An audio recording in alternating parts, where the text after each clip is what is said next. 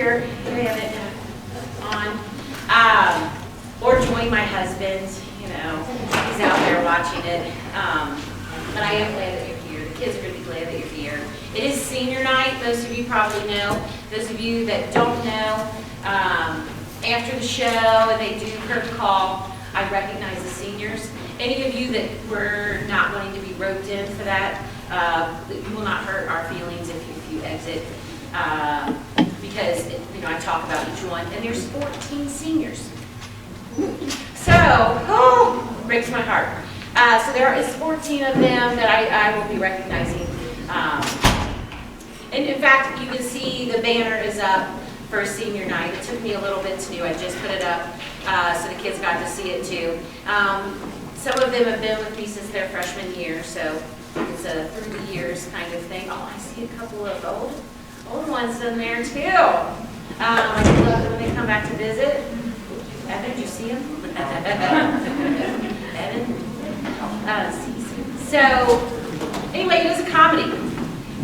So please laugh and have fun and enjoy yourself, but just put your phones on silence. I'm not going to say turn them off because I know the Bengals game's on and I understand. But do enjoy the show. And thank you so much for coming and supporting us.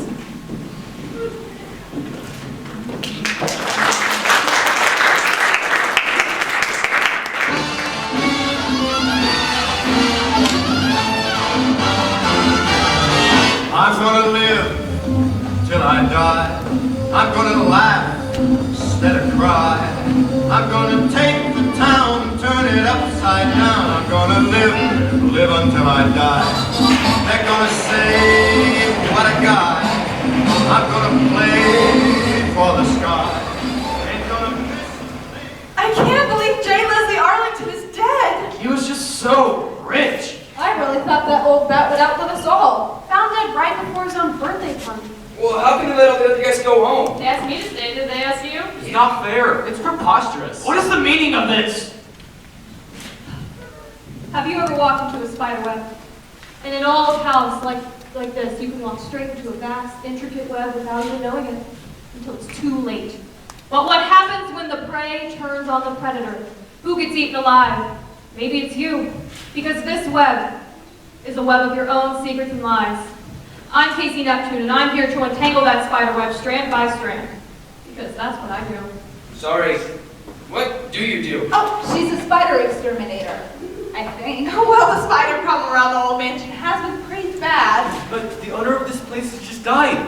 This is completely inappropriate. It's appropriate if he died from being murdered, because I am an exterminator of crime. Casey Neptune, private eye. Wait, did you just say he was murdered? I should have fucking that. Okay, J. Leslie Arlington was found dead just before his 75th birthday party was to begin. All of you guests are suspects, and I'm an extremely famous detective. I'll answer all your questions in good time. I first made a name for myself solving the case of the Jay's binoculars. I don't think I know what that is. I don't want to go to jail. I didn't kill him. I, Casey Neptune, will be the judge of that. Let's return to the beginning, shall we? I was called in a few hours ago when Mr. Arlington was found dead in his study. I was led in by Warwick, Mr. Arlington's trusty butler. Wait a minute. How do you know he's trusty? Why isn't he a suspect? Yeah, haven't you ever heard of the butler did it? I always thought it was disturbing that Warwick was just so tall for a butler. Warwick has an alibi for the time in question. I will direct you to the nearby karaoke establishment, where several admirers saw a rather saucy performance of a midnight train order. Okay, I guess. I've got videos that I can bring in for proof. Yeah, that won't be necessary, Warwick. Thank you. Better yet, I got playbacks in my car. I'll run out, get him, do a live version right now. Leave them wanting more, Warwick. The point, however, is that Warwick has provided an airtight alibi for the time of the murder, and none of you guys have done the same. According to police files, everyone who is invited to the party or working it has provided an alibi, except for the people in this room. Does anybody have anything they want to say about where they were earlier today? Any alibis? No? Really? No. More fun for me, I guess. I'd be a little disappointed if someone just confessed right off the bat. Let's get to know each other a little better, shall we? Warwick? My files. Thank you, sir. All right, let's see who we got. Clive Bartlett, the elusive groundskeeper. I'm not elusive. I'm a regular groundskeeper. And yet you say it so elusively. No, I didn't. I'm extremely normal and humble, and that's definitely my real identity. That's it. That's the stuff. Love it. You're my new favorite. No, I'm not. I have nothing to say. No secrets and no alibi. Clive, you are the best. I can't wait to get to the bottom of your whole deal, but just to keep it fair, let's keep going. Davina Arlington, sister of the late Mr. J. Leslie. And winner of Best Supporting Actress in a Community Theater Production in 2013. Woo! Okay. And also not a murderer. And yet you still wish to keep your silence about your alibi? I'll have to take a rain check at this time. Perhaps we can convince you to cash it later. I'm looking forward to Detective. Quinn, J. Leslie Arlington was your great uncle? The one time I don't avoid this whole side of my family, I end up a suspect for a murder. So why get close now? I got greedy. I thought to myself, Quinn, why don't you put on some nice clothes and go to your fancy great uncle's birthday? And then you can eat some of those little appetizers on a tray around other adults for a change. Hubris, Detective. My crime was hubris. But what about murder? Will you provide an alibi? I really would rather not say. Well, then perhaps you've branched out from hubris to something a bit more sinister. Titus, Arlington, Texas, Mr. Arlington's great-grandnephew. Hi, I just wanted to say that I'm really excited to be here, and I'm willing to help however I can.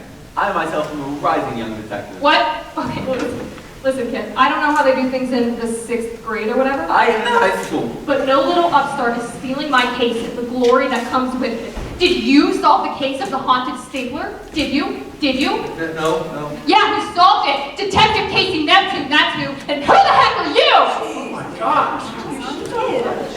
I just wanted to say, I don't feel comfortable giving my alibi right now. Good, great. Let's keep going. This isn't even your house. Sparky Randall, Mr. Arlington's lawyer and keeper of all his corporation's secrets. That's nice, but speaking of lawyers, I want my own. See, that's the fun part. Since you're not technically arrested, I don't technically have to let you. Then I'm gonna go ahead and get out of here. Nice to meet you all. And if you were to do that, what headline would you plan about yourself in the news tomorrow? Something like shady lawyer refuses to cooperate, looks really guilty. Yep. Unless, of course, you have an alibi. I'm gonna retain my right not to give you one at this time. That's what I thought. Frank, let's see. You are the head chef here at Arlington Mansion? My name is Frank. Okay. It says here you're from New Jersey, but okay. Frank. And you were here all day preparing food for the party, were you not? I were not. I mean, I was not. Oh, you're twisting my words. Let me ask as plainly as I can. Do you have an alibi? I don't have one that I'm comfortable with sharing right now. Seems like you don't need any help with the word twisting, mon ami. Professor Vivian Strict, prominent critic of Mr. Arlington and his popular reality TV series. I never wanted him dead. My whole career is writing about how terrible he is. Now what will I do for material? Why were you even invited to this party? I was covering it as a reporter for the Intellectual Review, so that all of our readers can make fun of the super rich weirdos in the comments. Hey! But do you have an alibi? Not exactly. I'm giving this story 2 stars at most. I have something to say. I'm Edmund Ridinghorn III, fellow billionaire and greatest nemesis of J. Leslie Arlington. And yet he invited you to his birthday. Well, they say keep your friends close and your enemies closer. I'm honestly so excited that he's dead. Oh, we'll get to that. It all started when... All in good time. Oh, well, if you say so. Really? No one out of this entire rogues gallery is willing to give me an alibi to clear your name? Don't listen to him. Really? No one? All right, more fun for me, I guess. Let's start back from the top. Oh my gosh. Perhaps the suspects of Mr. Arlington's killing would be more likely to give their alibi if they could do so more discreetly. Actually, that's a perfect idea. I know. Discretion is key to brotherhood. Did you learn that doing your discreet karaoke? I must let loose sometimes. Warwick, Show these people a place where they can sit down and look at each other suspiciously as the tension rises. Yes, ma'am. Go.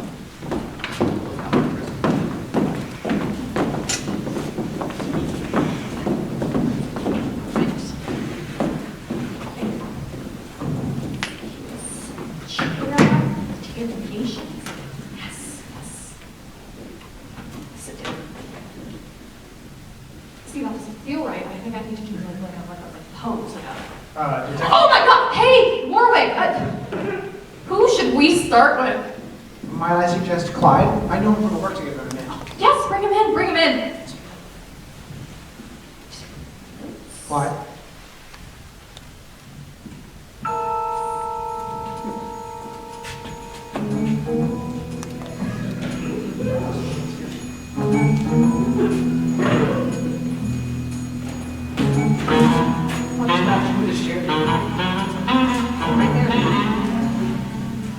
Ah, the elusive Clyde Barlett, or should I say, Victor the Goose Trimbleton, or should I say, Quick Fingers Rockefeller, or should I say, Bob? Oh, that one doesn't have a last name. I kind of ran out of steam on aliases after a while. Wait a minute, you have a secret identity? How could you? We were friendly work acquaintances. I'm sorry, Warwick. I never meant to hurt you. All those times I asked about your weekend and you said, oh, it was fine. You could have been telling me all your fascinating secrets? I was trying to seem extra boring so you wouldn't realize that I'm one of the most wanted professional thieves in the world. We could have had such interesting small talk, but no. You threw that all away. You disgust me. Well, I, Casey Neptune, just use psychology to force you to confess that you are a thief. No, it feels good to get it off my chest, actually. Oh, no, don't worry. You're the best in your business, and I'm the best in mine. Yeah, okay, but why would this guy kill Jay Leslie Arlington? I didn't. I work clean. A lot of hand sanitizer and no murders. That's my motto. So do you have an alibi? I'd really rather not say. Oh, it's fine. And I suppose you wouldn't mind your sterling criminal reputation being tarnished by murder! Oh, jeez. Okay, maybe murder would be better for my reputation than this, but I'll tell you how it all started.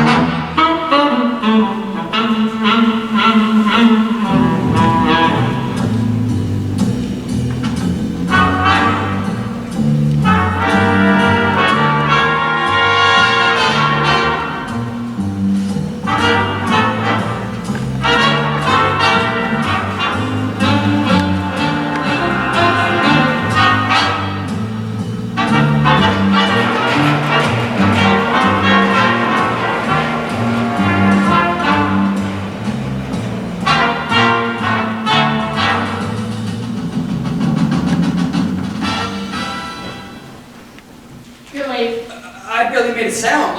How did you... The wind. The what? I have been standing here for 20 minutes. My ears have become accustomed to the sound of the southwesterly breeze of the trees behind me. Your presence disrupted the sound of the wind through the trees. You could really hear all that? Yes, and you have a box of M&Ms in your pocket. I can hear them rattling a mile away. So you're not so smart after all. They're not M&Ms. They're Reese's Pieces. So who's the smart one now, huh? It's time to go. Did you bring everything? Of course. Rope? Yes. Night vision goggles? Yes. Wire cutters? Yes, I got it. I got it all. It's all there. It's always all there because I'm a professional. Because I'm never late. Because when you are stealing from one of the richest men in the world, you have to be perfect. Okay. I get it, and I appreciate it. Good, so can we go? Yes, of course. And to be clear, we are not late. We said that we would I know when we said we'd meet, but last night, I figured out a way to reroute the security system from the main house to the guest quarters. The system will still be operational, but for the wrong building. That saves us the 20 minutes. It would have taken me to disable the system completely. So actually, let's check. Oh, we're right on time. You really are a genius. Thank you. I'll have my candy now. You just ate candy. Don't start. You know my brilliance comes with a price. I cannot pull up a job of this scale without my precious sweets coursing through my veins. The remnants of some breakfast Reese's won't get me through one of the most complicated jobs you've ever pulled off. Fine, here. What is this? Your precious sweets. You're joking, right? Just eat the candy and let's go. But they're good and plenties. So? So? Good and plenties are not precious sweets. They're the devil's delights, the candy of the damned, the jellies of the joyless. What are you talking about? If Jack the Ripper had a sweet tooth, he'd eat good and plenties. If Mussolini needed a sugar kick, he'd eat good and plenties. People who talk in movie theaters, people who take off their shoes on an airplane, people who hit reply all, people who sneak in Mora to the express checkout, people who take off their shoes on an airplane, people who don't wipe down their equipment at the gym, people who text while walking, people who take selfies on a crowded sidewalk, people who cut in line. All of them have one thing in common. They like good and plenties. So I take it you don't like good and plenties. No, Bonnie, I do not. It's all they had. What do you mean it's all they had? What kind of terrible store would only have good and plenties? I don't know, it was just a store. I think it was going out of business. It was either that or Werther's Originals. You had a choice between the worst candy in the world, creamy, delicious, Werther's Originals, and you chose these. Just eat the candy and let's go. You're being ridiculous, and you've definitely talked to the movie theater before. During the trailers. It's acceptable to talk during the trailers. And besides, you like my witty comments. We have a job to do. I'm gonna have to find a store. You don't have time for that. You're right. Do you have anything else, maybe like breath mints? No, you're just gonna have to suck it up. I can't. We'll have to do this another night. You know that's not possible. It's either tonight or never. They're gonna move the jewels to the vault any day now. Everything is set for tonight. So what do we do?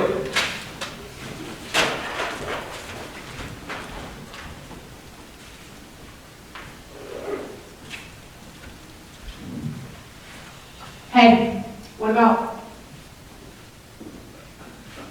You don't mean... I'll distract the father, you get the candy. But he's already eating it. It's still candy, isn't it? Well, what if the kid cries? I don't know, give him something to distract him. Like what? And like anything is good to a kid that age. I don't know, give him a buck, a coin, a penny. I don't know how I feel about taking candy from a baby. It's either this or nothing. Okay, let's do it.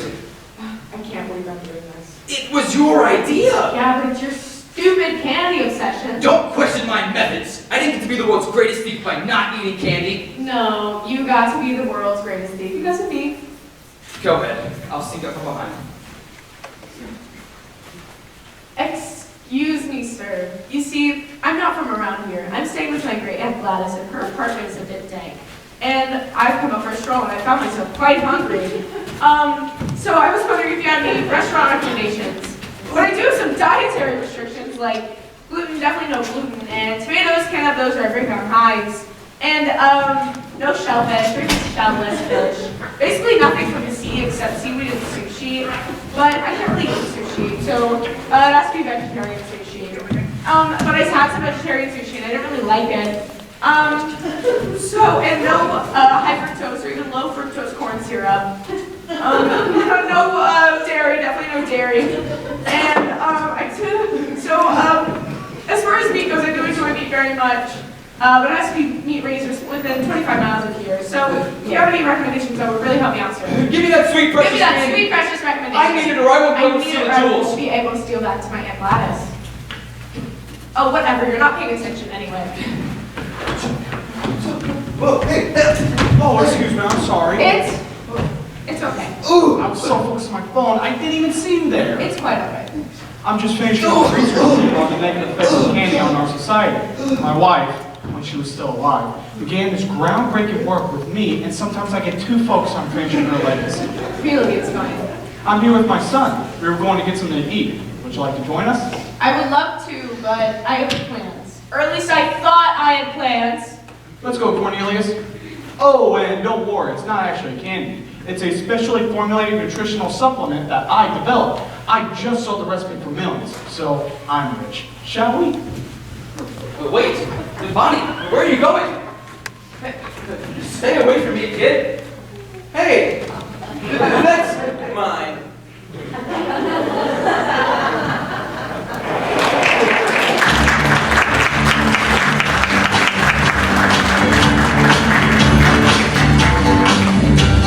Sugar,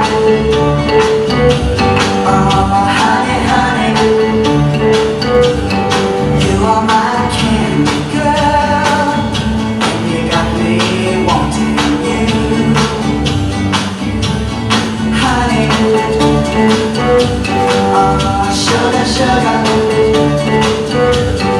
you are my candy girl, and you got me wanting you. I just can't believe the loveliness of loving you. I just can't believe it's true. I just can't believe. So you see, I couldn't have committed the murder. Because you were busy attempting theft of a confession from a minor. It's the attempted that's really embarrassing. Yeah. Please don't tell anyone I was bested by a child. Yeah, but you really didn't seem to wipe the floor with you. If word got around that I couldn't pull this off, it would be curtains for my reputation. Clyde, your candy situation is out of control. First you hit rock bottom, then you get a jackhammer and keep going. But the fact remains you couldn't have killed Jane Leslie Arlington. How about this? You promise not to tell anyone what I told you about my situation, and I'll give you some information about what Arlington was up to in the last days of his life. I'll bite. I'm a loose cannon who doesn't play by the rules. I also agree, but because I feel sorry for you. Yeah. So, the day before the party, Arlington told me he was onto my false identity. He knows the criminal underworld backwards and forwards. I mean, most of it works for him. He must have found out I was casing the joint. I was ready to make a run for it, but then he invited me to join the Arlington Crime Syndicate, or as he called it, the family. Wait, back up. There's an Arlington crime family? And I wasn't invited? He said he was starting one up, beginning tonight at his birthday party. I figured he was just doing some normal shady billionaire crimes with hedge funds and mafias, but I guess he was looking to branch out, and he was recruiting. And what did you say? I said I'd think about it. It's still a detective. Now you have it all. Really? All that time we could have just having so much better small talk. How about this, Warwick? I'll buy you lunch next week if I'm not in jail. It's a deal. Yeah. Thank you, Clyde. This has been very illuminating. Thanks, detective. Yeah. What? All right. Warwick, let's take a look at another suspect. How about Miss Davina Arlington? She seems rather hovering around the door. I'm not hovering. I'm simply preparing for my entrance. Well, here's your cue to come sit down.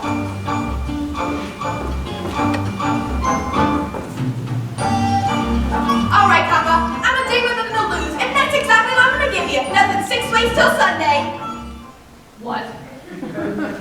I auditioned for Law and Order once in my youth. It just seemed like the sort of thing for the occasion. Was it perhaps an episode of Law and Order from the 1940s? Warwick, I know you wouldn't ask a lady her age. Look, I don't need your life story. I just need to know where you were earlier today. I was on stage, Detective. Oh, well, that's a good alibi. What theater? All the world's a stage to me. Let's go. Yeah. Now, I wonder if there are many riveting tales of community theater. You must have quite the story to tell. No, I simply couldn't. Me, fascinating spinner stories. Exactly like that time you regaled me with your unauthorized one-word prequel to a Starlight Express. Starlight Mogul. Now that all-star was something Sir Lloyd Webber once said to me on the Riviera. Precisely, that's what I meant. I had hardly noticed it. 3.5 hours had passed. Should I do it for Detective Neptune? No! I mean, no. I obviously am so busy solving murder, so no. See, I was thinking, perhaps you could tell Detective Neptune and myself the story of your alibi, unless you don't think you'd be left hanging on every word. I could hold the two of you spellbound without so much as breaking a sweat. I would be so grateful if you showed us. All right. It begins with revenge.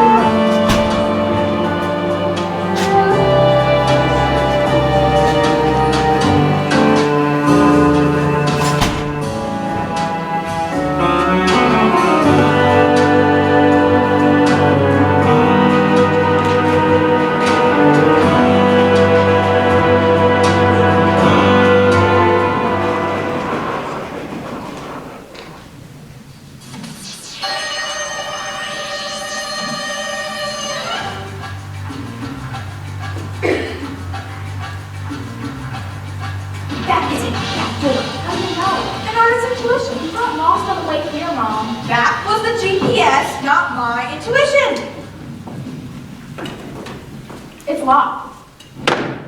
Mom? Freeze!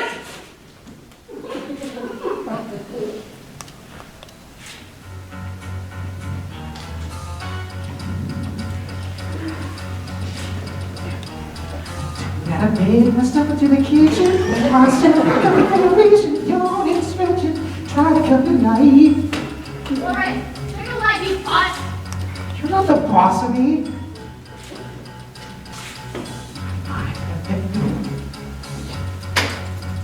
Working 9 to 5. I thought you said no one was home. I said I thought no one was home. How am I to know the comings and goings of your uncle's servants, Patricia? That almost sounded like Estelle, but surely she's retired by now. Estelle? She's been working here since Jay Leslie and I were in diapers. And that old bat always had eyes in the back of her head.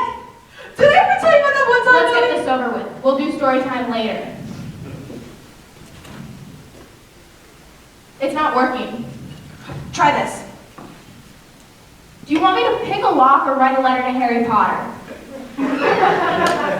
You know, one day you'll go off to college and you'll think back fondly on our misadventures. No more mother-daughter felonies? You'll miss me when I'm dead and gone. Mom, let me try that to her. This certainly is a pickle. Can you please hurry it up? I'm gonna bomb my midterm tomorrow if I don't study. Study? Midterm? Your uncle just bulldozed our home and you're worried about pre-calculus? The Arlington Community Theater is not our home. Balderdash! Balderdash! The Arlington Community Theater? My home. The Arlington Community Players? My family. I'm your family, and I'm telling you, focus. My great-grandmother built that theater with her bare hands, and Jay Leslie thinks he can just tear it down right before we open Susical Jr.? It is a grave injustice, and I, for one, Eureka! Now we find Rose Bloom. What is that again? A sentimental reminder of my brother's lost youth, a time when Greene had not yet calcified his heart. It's an antique. It's an heirloom. It's a sled? Mom, come on. What's the point of stealing a sled? The point is revenge. What do we do? Run, Patricia, run! Not so fast. Who are you? Who am I? Who am I? Yeah. Who are you? I'm J. Leslie Arlington's most trusted and valued intern. Most valued intern? It's better an intern than a thief, Patricia. It's Patricia.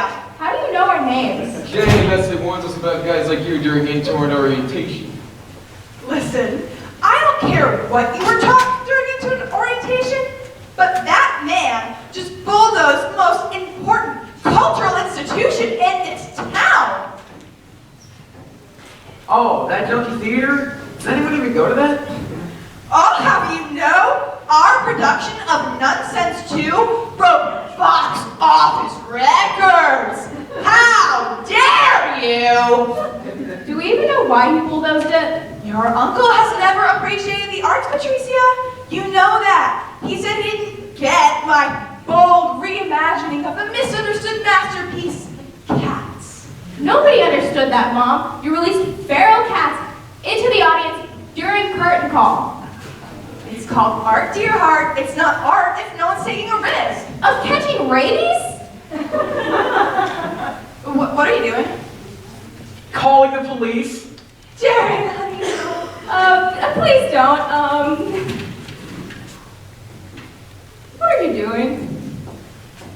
Brushing my teeth.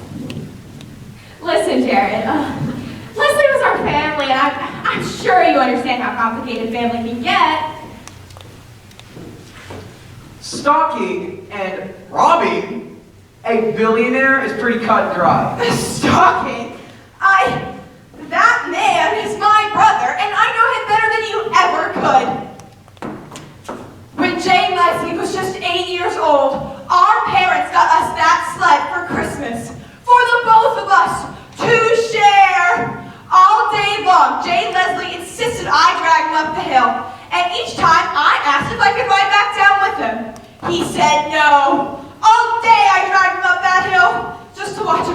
down by himself. Tiny, second grade fist popping into the winter air. Finally, I begged him to let me have a turn. J. Leslie said, "Sure, Davina."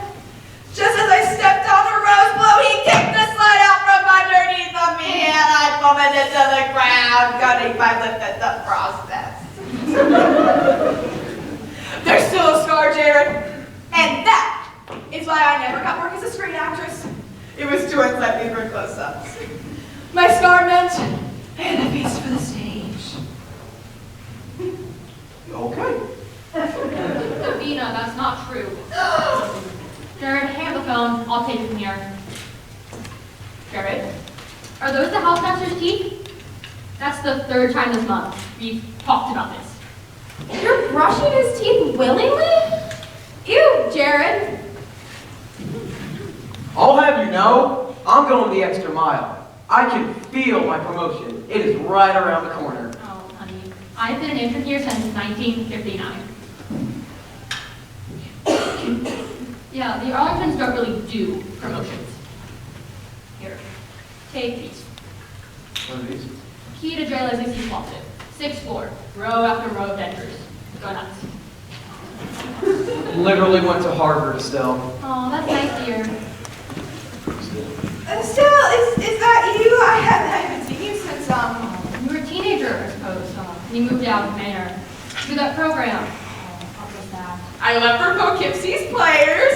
They had me play the titular role in The Wind in the Willows. So, were you the wind or the willows? Exactly. Is this Patricia? It's Patricia. So, what did you mean that my rose boom story isn't true? Well, it was mostly true, but J. Leslie didn't push you.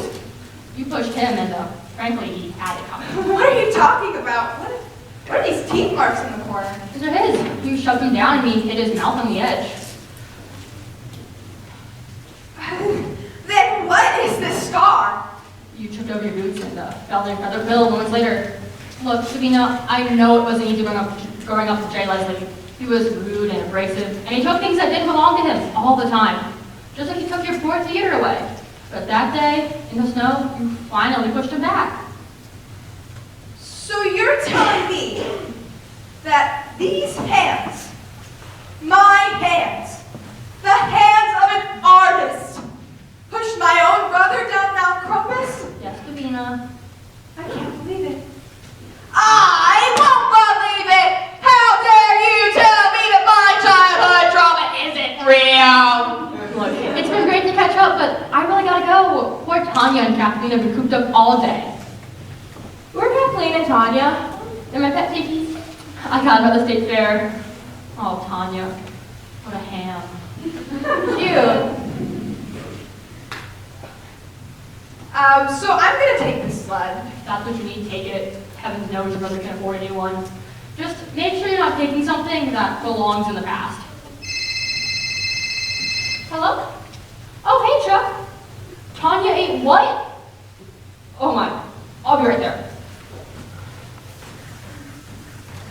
Patricia, do you think that I remember this all wrong? How could I throw you into harm's way over something so foolish? To be fair, you have thrown me in harm's way for a lot less. Remember that time? Shall we not? Never mind. Am I the villain of my own story? None of this matters, Mom. The sled, the sibling rivalry. You're just overwhelmed. That theater meant a lot to you. Indeed it did. But that theater wasn't really that junky old building. It was you, your ideas, your performances. Your brother can't take that away from you. Patricia, when did you get so clever? During my many years of mother-daughter felonies. Come on, let's go home. I heard you have a midterm you have to study for. Mom!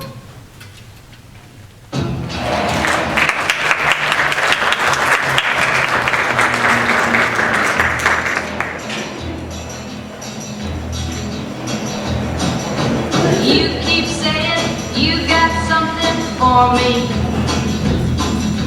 something you call love, but confess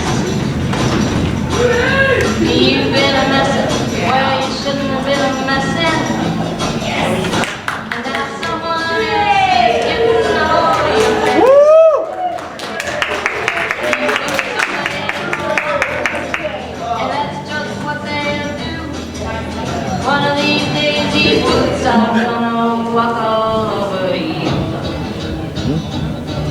You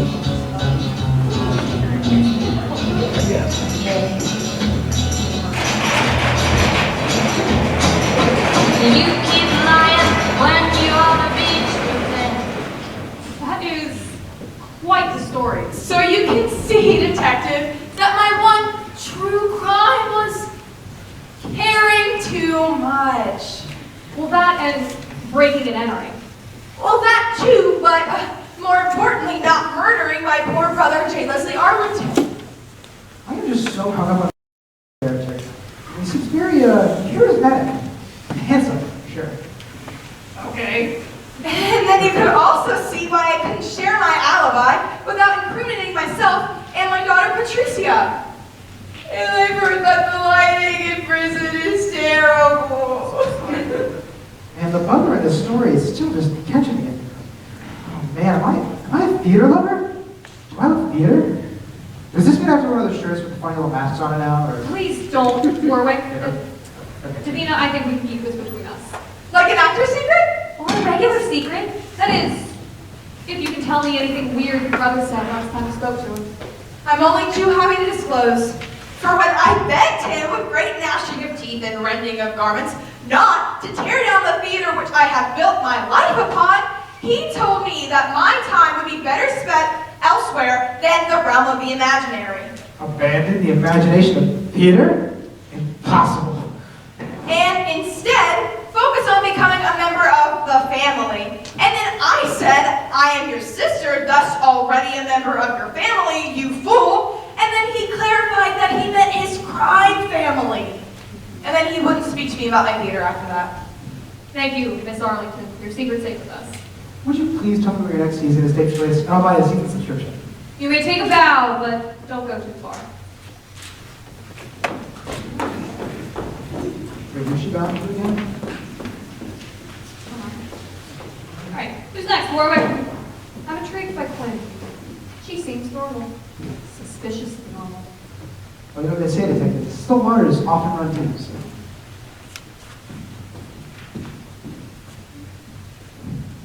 Grab.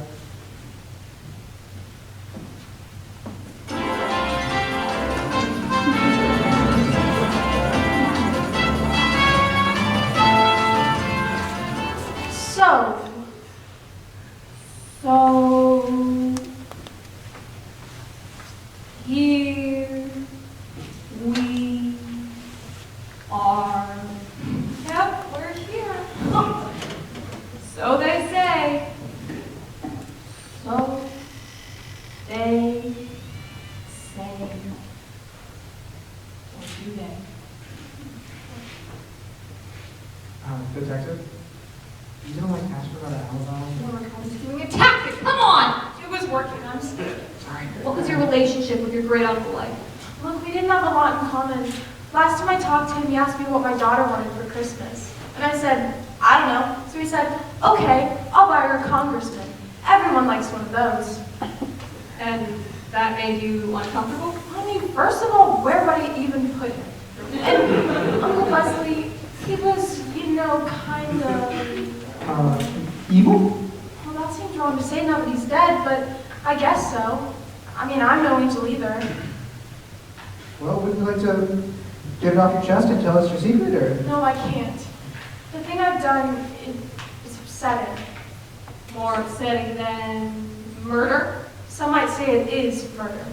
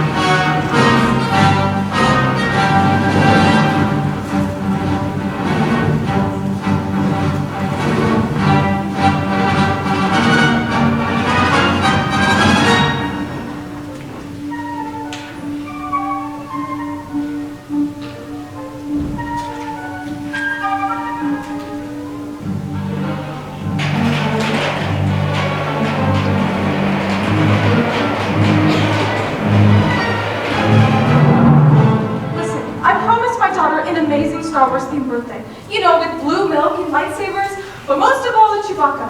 A real 7-foot hairy Chewbacca, so how is it possible that one's not coming? There's no way to get a replacement.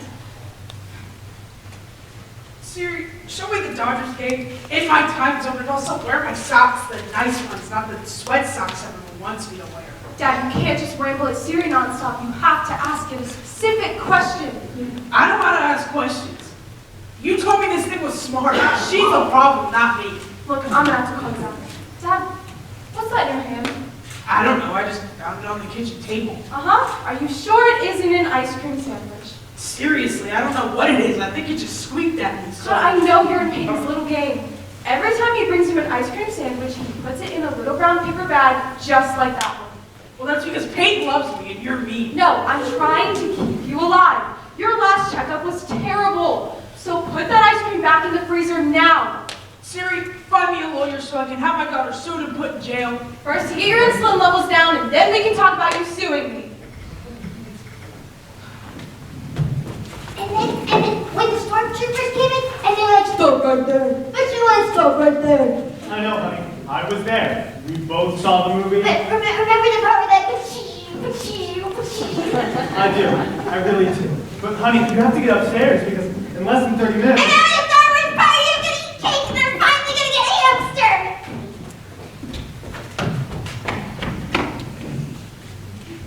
And remember, I don't get my hamster. Honey, no Jedi choking your parents. We talk about that. It's not funny. I mean, it is kind of funny. Ow! Okay. Tell her not to do it again. Wait, I did tell her not to do it again. Why'd you hit me? Is that an ice cream sandwich? Yes. For my dad? Yeah, he just texted me for once, along with a bunch of other stuff in this really long and confusing text message that I think was meant for Siri. Does he not know how to use his phone? He can't have these, so stop bringing them to him. I just caught him trying to take one downstairs, one that I assume you bought for him. Whoa. Wait, no I didn't. This is the first one I bought from today. Then how did he have one? In his hand that he got from the kitchen. Just help me, please. Today's gonna be so stressful and I've already screwed it up. Look, Quinn, I promise you, this is the first one I bought from today. Wait, what's going on? What's wrong? Chewbacca isn't coming. The stupid party entertainers I hired. They said he's not coming. Oh, well, We promised her Peyton. She took out her trash and cleaned her room and did her homework for 6 months. And we promised her that if she did that we would throw her the best Star Wars birthday party ever. And now Chewbacca isn't coming, so what are we gonna do? And don't tell me I'm being overdramatic. This is really important to her. look, I just sat through 2.5 hours of the latest Star Wars movie, and I can confirm that yes, this party is important to her. But I think as much as she wanted this party, I think there's something she'll want even more. Oh my god, the hamster. The hamster. And you got it. Yep. Smuggled it right to the kitchen in a brown paper bag. I texted you to hide it, didn't you? Okay, I'm ready. Just go get it now so that when we tell Chewbacca isn't coming, it'll soften the blow. Go!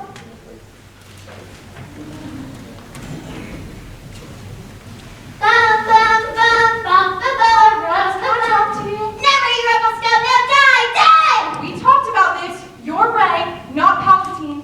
He's evil. You say evil, I say powerful. Stop! It's disturbing. Now sit down.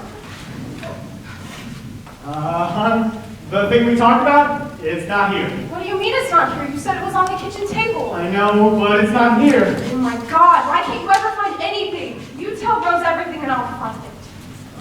Okay, right. So, you know how sometimes you really want something, but then things don't go quite how you wanted it, so you just have to deal with what life gives you? Are you getting divorced? Whoa, no. Why would you say that? Daddy said you're getting divorced. What? Whoa, wait, no, I didn't. I was just trying to tell Chewbacca isn't coming. You're getting divorced and Chewbacca's We're not getting a divorce. I'm not sure why on earth your father would tell you that, but we're not. However, the second part is true. Chewbacca isn't coming, which we feel really bad about, so we got you this furry, cuddly little friend that we hope will make you feel better. Really? A hamster? You finally got me an ice cream sandwich? No, sorry, Peyton, you said it was in a brown paper bag. I did. You didn't hide it from me or remove it? No, didn't see Rose with it, or Grandpa, or... No. Oh my God. What? Rose, go to your room. Why? Just go to your room. You can be Ray or Palpatine or whoever. I don't care. Just go to your room. Palpatine, really? You all perish at my feet, you mere mortals. Honey? Hayden, I'm gonna need you to go into the kitchen and tell me if there's a hamster in the freezer. Okay. Why would there be a hamster in our freezer? Because I think my dad might have put it in there. Okay, why? Because I told him to. Because I thought you were sneaking him ice cream, so I told him to put the ice cream back in the freezer. And now I think there might have been a hamster in the bag, and I can't go get it because dead animals are even thinking.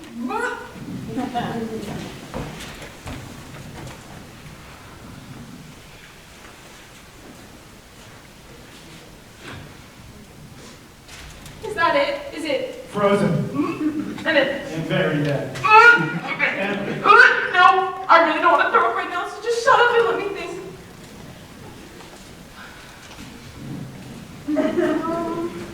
We'll give her this box. A Tiffany jewelry box? Yeah, it's worth like over $1,000. It was my great uncle Leslie's. Right, but she's 6. I don't think We'll give her the box, and we'll tell her it's a placeholder for the hamster, and then we'll go get her a new one tomorrow, unless you have a better idea. I do not. Great, then help me find some damn wrapping paper.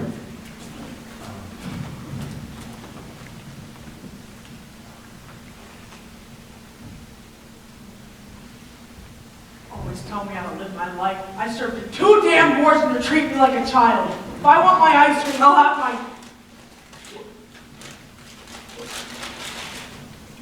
Just put pressure on it and it'll stop.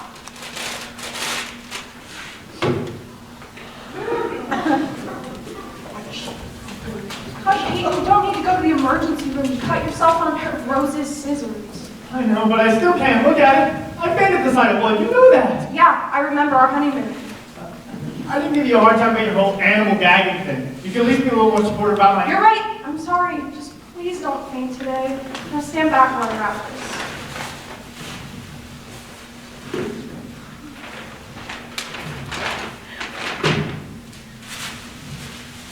Okay, Rose, we're ready for you. Die! Everyone die! Yeah, good job. You killed us. Now sit down. I have a present for you. Wait, before you open it. Today hasn't gone the way any of us thought it would. And we're not always perfect, but we try. So when you open this gift, think of it as a metaphor for how much we love you, okay? I hear something in the box. You do? All I wanted was some ice cream. Why wouldn't you give me my ice cream? Daddy, don't! Oh, what?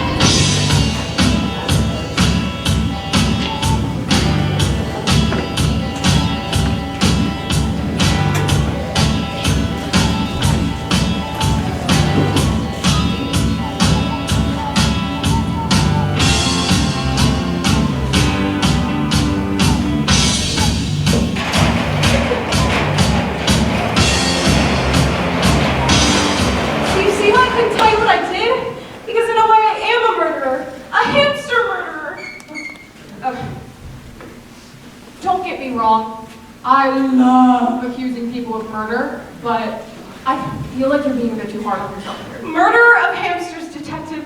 That's what it's going to say on my tombstone. It's hamster slaughter at most. Wait, what's that?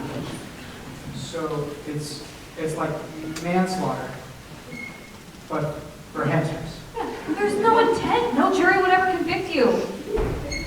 Yeah, she also didn't really do it alone, so... So the charge is accessory to hamster slaughter at most. And you certainly couldn't have killed your uncle. Thanks, I really appreciate that. I might say this could also be a very valuable lesson for people. he's seen the benefit of the dark side, too. Yeah, she did seem like she's pretty much over it. Peyton took her to a child psychiatrist. Apparently she liked it because of the Legos. Resilience of youth. But Detective, do you think you could keep this to yourself? You can't imagine how judgmental the other parents can be. They're gonna think I'm a monster. I think I can do that. You know, if you tell me why you weren't so close with your uncle. Okay, I guess it doesn't matter now that he's dead. Basically, he wouldn't leave me alone about joining the stupid Argentine crime family. And you know, I've seen Goodfellas and The Godfather and all those movies, but they never seem to end well. So when I got this invitation to his birthday, I thought, well, can't go any worse than roses. And now look, I'm implicated in a murder. This is why I always say have a work thing around Thanksgiving. Well, I have some things of my own to you. Thank you, Quinn. Hopefully you won't be waiting much longer.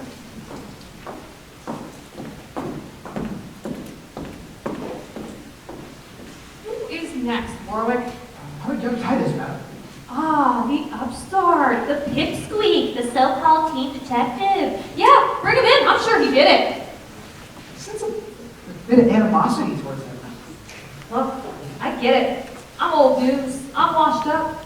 People think he's cool, and he's probably laughing at me when I'm not in the room, and he knows stuff on the internet I've never heard of. Well, he's not taking my case. He's not taking my legacy. Who's taking your legacy?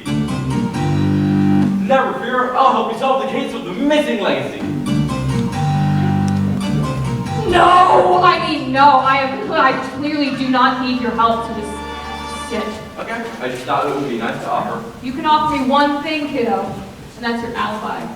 See, the thing about that is it's actually part of an ongoing investigation. Okay, cool guy. Very cool with your ongoing investigation. I bet you don't even know about detective-to-detective confidentiality bylaws. What's that? It's this very real rule that says detectives can request information from other detectives in order to help them solve cases. Oh, you see, this is why I have so much to learn from you. Yeah, you're in the AP class now, Buster. But the question is, are you also taking a semester of murder? Murder? No, okay. Let me start from the beginning. So, it actually starts with another teen detective. What? There are more of you? Where? Well, her name was Carlotta Carlisle.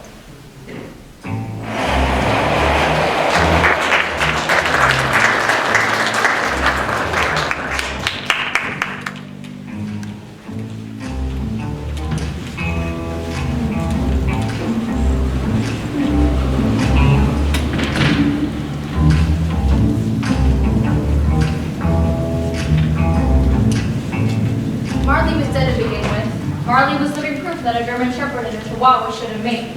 Now the proof had the business end of a pork chop thrown out of a 7-story window. How this pork chop came to fly out of said window is not our story. Suffice it to say that this pork chop achieved a high enough velocity to push a German Chihuahua mix. A pure shepherd would have survived. And I know this because I'm Carlotta Carlisle. Private eye and public thespian. Perhaps you saw my brilliant turn as Lord and Lady Macbeth at Simon Kenton last spring. And I'm on the case. Not the case of Marley and the chocolate son who got to heaven, no. But the boy who sent Marley's parting shot to the world on that fateful afternoon.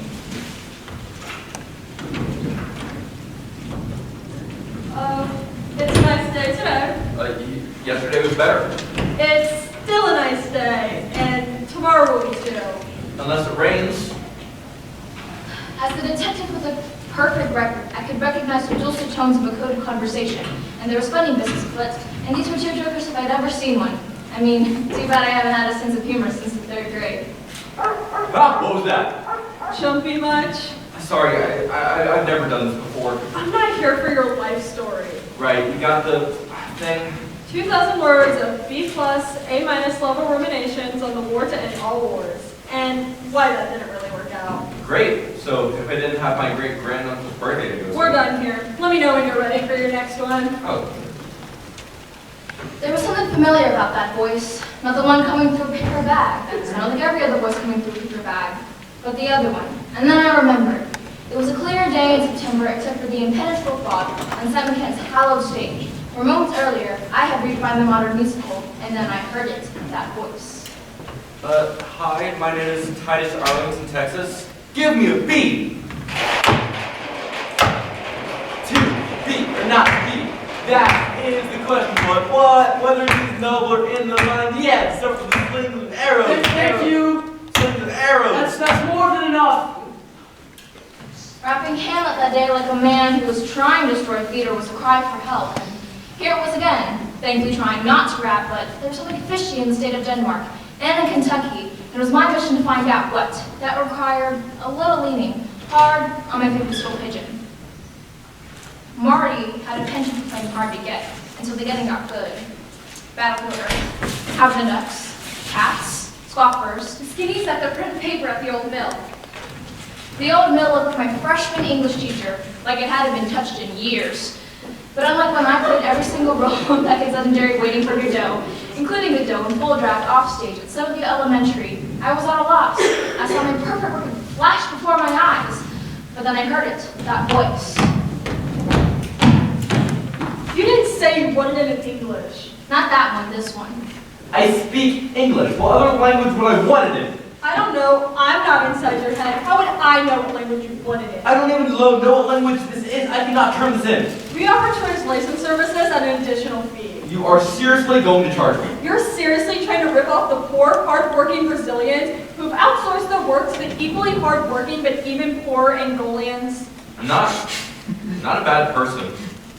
I'm not trying to judge your attempt to defraud your peers in the third world. You didn't have the fortune to be the great-grandnephew twice removed of a billionaire. We're done here. Let me know if you need anything else. I saw an opportunity, and I also saw a boy about so I would cry. Thanks. Thanks. This is really soft. Between the sobs and the blown noses and the shrieks of, you painted me a picture. You don't know what it's like when your great-granduncle is so rich that his Chadwick conglomerates are twice as rich as the next 3 Chadwick conglomerates combined. And everyone on your branch of the family tree is a world-famous neurosurgeon. Like, literally all 5 of my uncles are world-famous neurosurgeons. Except for my Uncle Claude, who's a world-famous plastic surgeon. And I see the looks he gets for that. What are my parents going to say when they find out that I was too busy writing a paper that I should have done a week ago to go to my great-granduncle's party? And I can't turn this in. I feel for sure. My dad would throw me out on the street, my mom would throw rocks at me as I ran away. If this kept up, I was going to need a mop. And the paper mill would turn out the wrong kind of paper. But then... Well, I know trying to buy paper is bad, but maybe if I stopped them from selling the paper to anyone ever again, maybe that would be good enough to kind of balance it out. You know, for a man who was born like a baby a minute ago, this was unexpectedly profound. No one in my family has ever taken out a crime ring before. So then what's your plan? Huh. I'm kind of lost after the bring down the crime ring part. I mean, I want to stamp out the old paper mill and the puppy mill that produced Marley as bad as anybody, but I got nothing. And then it hit me, like a bug hits a windshield at 60 miles per hour, and it can work like a charm, just as long as the most heinous actor I have ever seen in my life can put on the performance of a lifetime. I feel it entitled on the way to the... Actually, can I narrate? I always narrate. I just think that it would help my self-confidence. Fine, I'll let you audition to narrate. Okay, yes! Red leather, yellow leather, red What are leather. you doing? I'm warming up. That's not what you're... No, I have didn't ask you to do that. What are you... Just don't. Just be yourself. Myself. That was great advice, which I hadn't been taking. I mean, when you play the entire Von Trapp family in The Sound of Music, which one are you? Our heroes made their way to the great paper mill that used to be a paper mill. They took personal journeys on self-growth and discovery. My great-granduncle's party starts in less than an hour. I think this is where I'm supposed to give you a pep talk. You're a narrator now, kid. You've got this. Just try not to be put into a pie and fed to your family members. Being empathetic and supportive of me was a work in progress.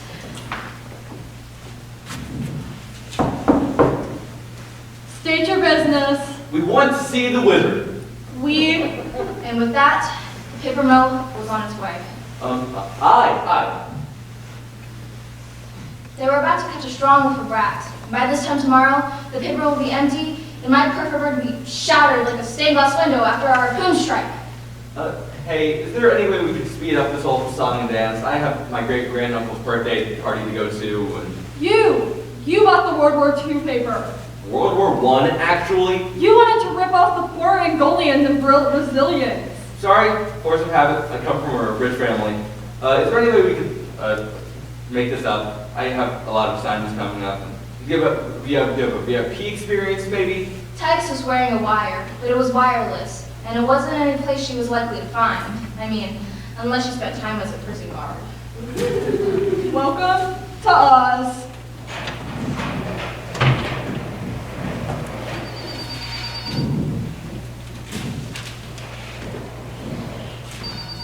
And of course we have a VIP experience. Yes, sir. And we'll package homes with 48-hour turnarounds and unlimited read rates. Hindi's available, and McWethy just at some charge. Of course, we can do 6 hours. Half-that's not a problem. It'd be easy. 5 influential women in Canadian history. Got it. Who did that back to you? What Chinese style would you prefer? Major and Cantonese are both part of your own package. One paper on Lincoln's assassination's effect on the Union. Also, which vaccine was the most influential in society? Due February 1st. English only, no word count requirement. Thank you. Gracias. Shishi, you're 24/7. You're in good hands here, Dorf. You ready to meet the team? Yes, I love teams. In case Titus needed encouragement, the bug would deliver a 5 and reminder to stay cool. Are you alright? Yes, I'm fine. So let's meet the teams. Performing arts, world history, American history. math, English. politics. And I'm Dorothy, your personal 24/7 academic liaison. We have 250 languages, visual arts, and econ. Our motto here at Oz is the only limit is your credit limit. Catchy. That's not actually catchy. So, from now on, I can learn without learning? This is gonna change my life. Let's make it happen. So I think that we should start with B+ / maybe A- papers. Then slowly, we'll make our way to all A's. We can do that. And just in time for my parents to donate a building to a prestigious college. Will that be paper or plastic? I always wanted to do something great with my life. Now I can show up to my great-granduncle's party without having to wear a paper bag over my head. No offense. Okay. So from now on, my team does all my papers, projects, and assignments. Well, the materials we create here are for reference only, of course. Titus, she's making a run for the gray area. Stop her, stop her. Now, when you say reference, Are you alright? yes, I just thought you were winking when you said that reference thing. And that is how I respond to winking. Major winking. You would have thought there was something in my eye with how much winking I was doing. But we have to do the disclaimer. And since you're related to a billionaire and all, I'll let you in on a little secret. We have something above the Emerald Club called the Silver Slipper, where we have a team take all of your tests for you. And since teachers are always on the lookout for these sorts of things, we've developed corneal implants and a wire hidden where no one will ever find it. I think I can figure out where it goes.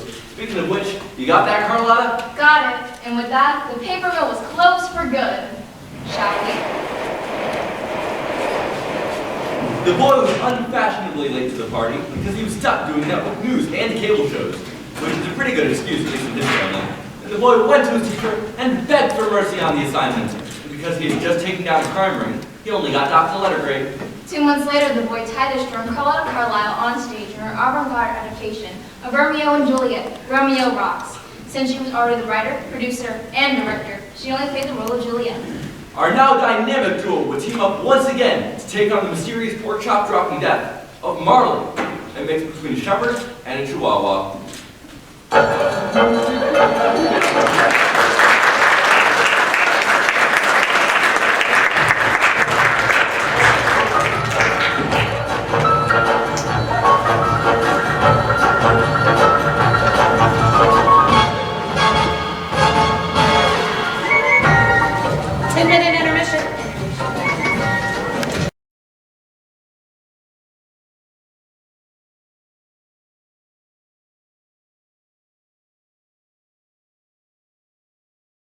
I knew it! You are sneaky little cheater. It seems a bit harsh, don't you think? No, I deserve it.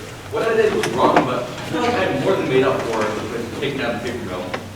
And I really couldn't undo it even if I had to read the Scarlet Letter or something awful like that. Shudder. I'm good. I gotta say, it does feel good to get this off my chest. I I think this might be good for my detective career. To see what it's like to be a criminal and all that. No, let's not go wild here. And I would like to thank you for keeping me to the facts instead of, asking you for your autograph. My autograph? Well, sure. Ever since I decided to become a detective earlier today, I've been reading up on all the greats. And as of this afternoon, you're kind of my hero. You've read about me? Well, sure. Personally, I think that the Jade Binoculars is like a really iconic case. But I think the Wicked Harmonic adventure is really underrated. Warwick, look at this teen. He's hurting me. It's really no big deal. No. Detective Casey Neptune always has time for an autograph. What should I sign? A book? Napkin? Your arms can have it made into a tattoo later? Oh, yeah, napkin works. Okay. That. So welcome. So do you think there's any way we could kind of, keep this a secret from my parents? I think that can be arranged if you tell me about anything strange your uncle said. Well, when he invited my parents to the party, they made me speak with them. And he asked what I wanted to do when I grew up. I said that I was interested in criminal justice and forensics. And then he laughed and said that it would be great to have a mole on the inside of the FBI. I was not entirely sure what he meant by that. Oh, you don't. Oh. What? So you see your family's kind of... No. He's a smart kid. Don't figure it out. Wait, is my family a crime family? Why don't you go outside and interrogate your relatives for a while? Why would you tell him that? I didn't tell him anything. You kind of figured out that soon. Go for the next one. Okay. Sparky?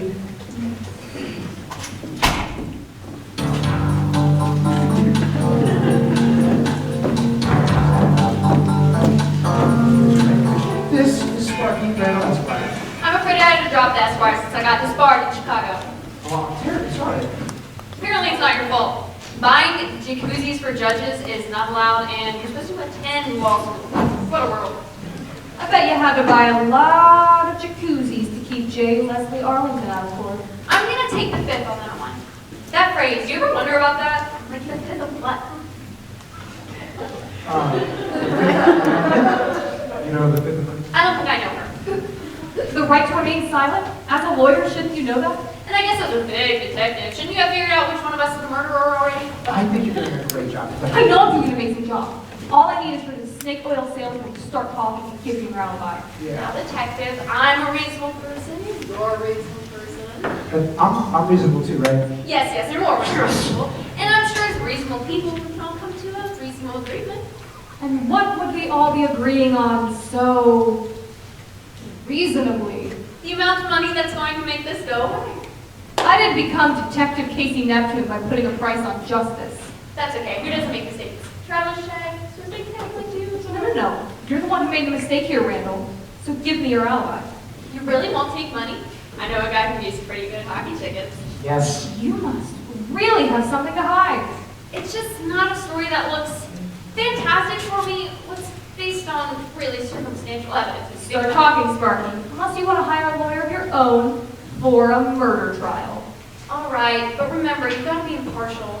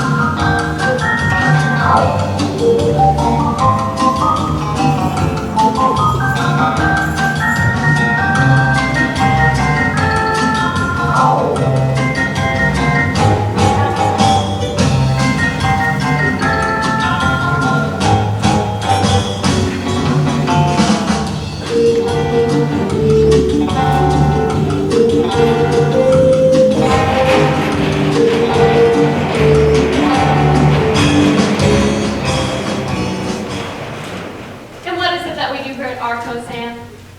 Well, there are a lot of papers. We control information. In order to control information, you have to know information. What is the one piece of information I told you to remember?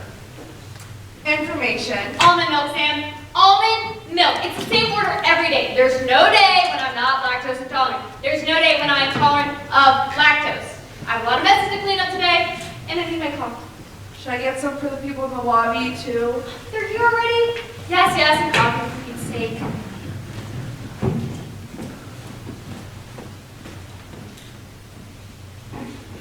My friends, what a joy, what a delight to have you here with me today. Sparky Randall at your service. I'm no friend of yours, and that hand is bloody. How do you figure that? The blood of badgers. It's on your hands. All right. I'm Vicky Elliott with the Free Badgers Coalition. You and this whole evil corporation are murderers of badgers. I will take your name, because I know who actually had this underway. I'm also running for government. So you're not with her? No, this very passionate young person has joined my meeting of her own accord. I'm Jody Jones Badger. Badger, just the one. Stands for Big American Dreams, Garter, Eventual Resolution. You suits in your acronyms, sitting in your ivory tower while the world is burning and badgers are being murdered. I was getting to that. Well, this must be a mistake, as of course our code would never poison badgers.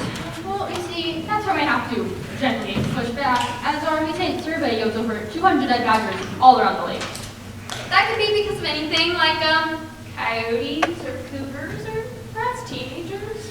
Maybe, but then again, there's also the 17 badgers in deep comas, 8 with deep-sided psychological issues, and 9 with an extra eye. Whoa. Yikes. Now, I'm a civil citizen. I may not be a scientist, but I have many eyes badgers should have. Fewer than 3. Most have 2, some have 1, but badgers should have fewer than 3 eyes. The scientists we consulted all agreed it's a chemical being dumped in the lake, and a lot of it. Let's say that if that were the case, I'm not saying that it is. I'm just saying that if it were, you could never prove that it was Arco. Well, your headquarters are right here. Circumstantial. How about a record of you guys actually doing it? That's right, Captain Acronyms. I can have owners too.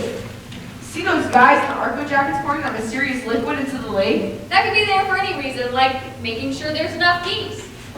Here's a video I took from the bushes on March 16th. Dude, this is literally toxic waste. I don't want this in my car. Craig, just throw those bushes over there. Ow! Did that bush just say ow? Oh, this poison's making me hallucinate. Let's get out of here. The evidence landed right into my... That's not it. The evidence landed right into my lap. Well, kind of like hit me in the head first, and then it landed in my lap. I can see how this all may look a little bit incriminating, out of context, but, I'm sure Sam's gonna be back soon, and we'll get it all handled. Yo, here's this coffee you ordered. It's kind of cold now, though. Sam, I'm dealing with these people right now, and I'm sure we're gonna handle it in a moment, but for now, I'm gonna take this and get it looked into, and you're gonna take their coffee orders. I don't want your blood coffee. We don't have blood coffee. Just regular. Oh, then I will take some with milk, thank you. Do you have any tea? Yeah, that's in a closet that's kind of far away. I don't want to walk all the way over there. In that case, I too would take coffee with milk. Support the dairy farmers of this great nation.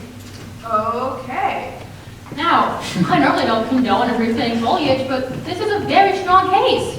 You know, thanks, Gov. I usually call your biz a bunch of pointless legalese, but you are out here supporting something nice, right? Why, I admire your gumption. You know, as a young rapscallion, I too would sometimes hide in the bushes. Listen to me, Sam. I don't want to. This tiny problem is going to be swept under the rug with one tiny flake of my broom. We're gonna put the hippie in a coma and blame the West Wing wannabe for the crime. Then I'm totally eclipsed the story of the badger poison we dumped in the lake, and I will have proved my worth to Jake, Leslie, Arlington, and rise to power as I have always dreamed. Sorry, I stopped listening halfway through. Can you start over? What's it called? My mastermind monologues are wasted on me. All right, work this cup with the almond milk. This cup with the regular milk. And this cup with the badger poison. you doing?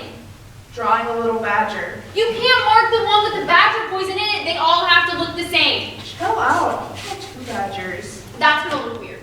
Fine. All the cups will have badgers. Is that what you think a badger really looks like? And before you knew it, we were all eating quesadillas with Kurt Cobain. That is the coolest thing I've ever heard. Suppose Margie was a bit wild. Say, where do you think Sparky and that charming underling went anyway? We're probably planning on how to assassinate us. Mickey, you should not villainize those with who you wish to reach an understanding. How can someone who ate quesadillas with Kurt Cobain be so out of sight with the world? These people are truly evil. Yes, but you must admit, we do want something from them, don't we? Yeah, but I think it's finding who you're dealing with. I think you must remember what Ronald Reagan once said. I absolutely do not. What a joy, what a delight to be working with such dedicated individuals. Here's that Sam with that coffee who loves so much. I'm such a bear till I've had mine in the morning. Love that job too. Why are you being so weird? Why, whatever do you mean? Look, one for you, and one for me. Did you draw little raccoons on here? They're badgers, and they're exquisite. Of course they are. Don't be rude, Mickey. Why did you draw badgers on here? Did you fill them up with badger poison?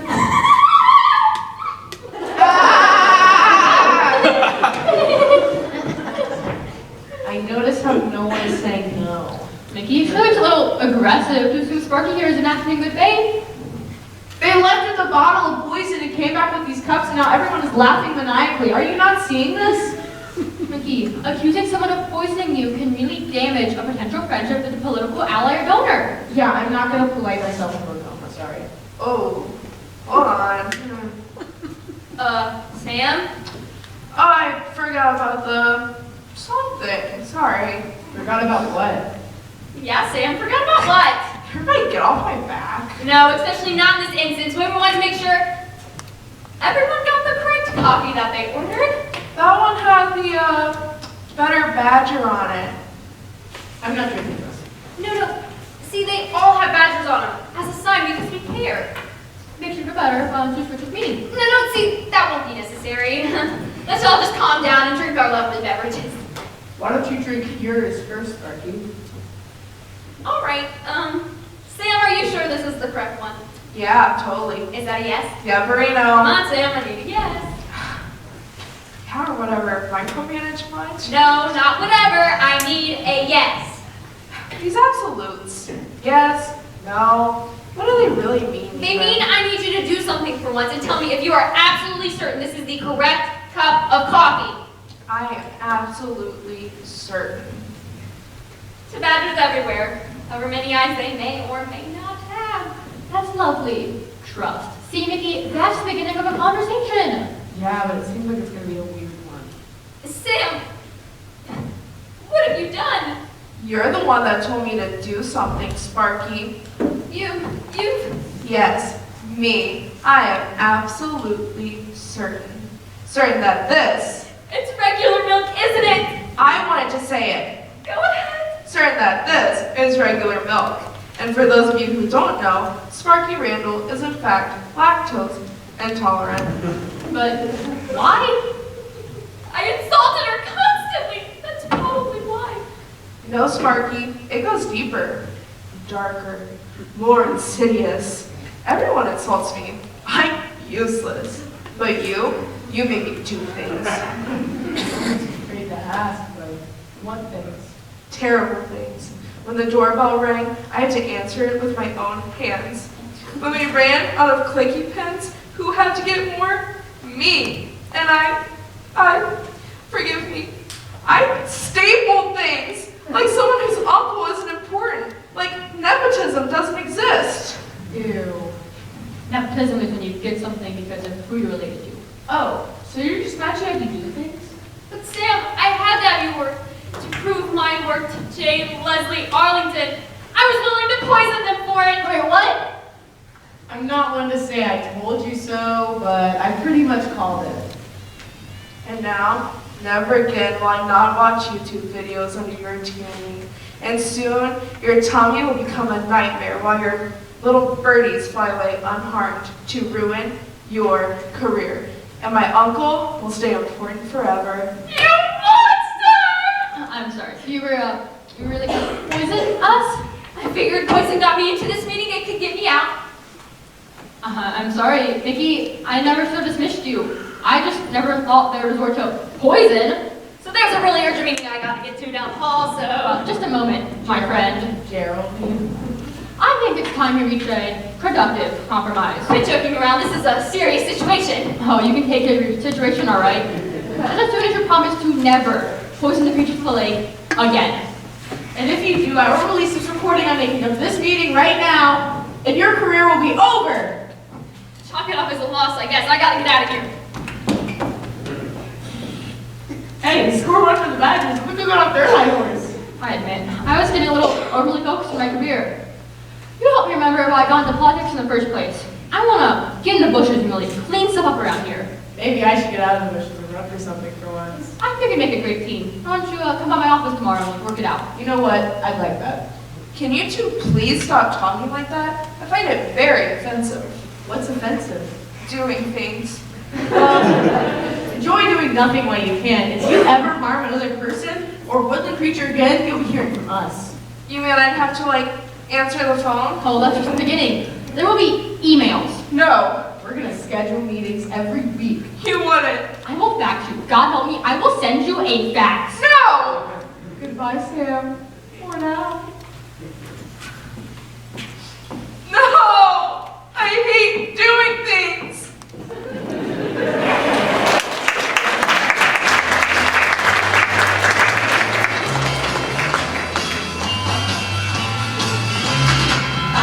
I'm not your stepping stone.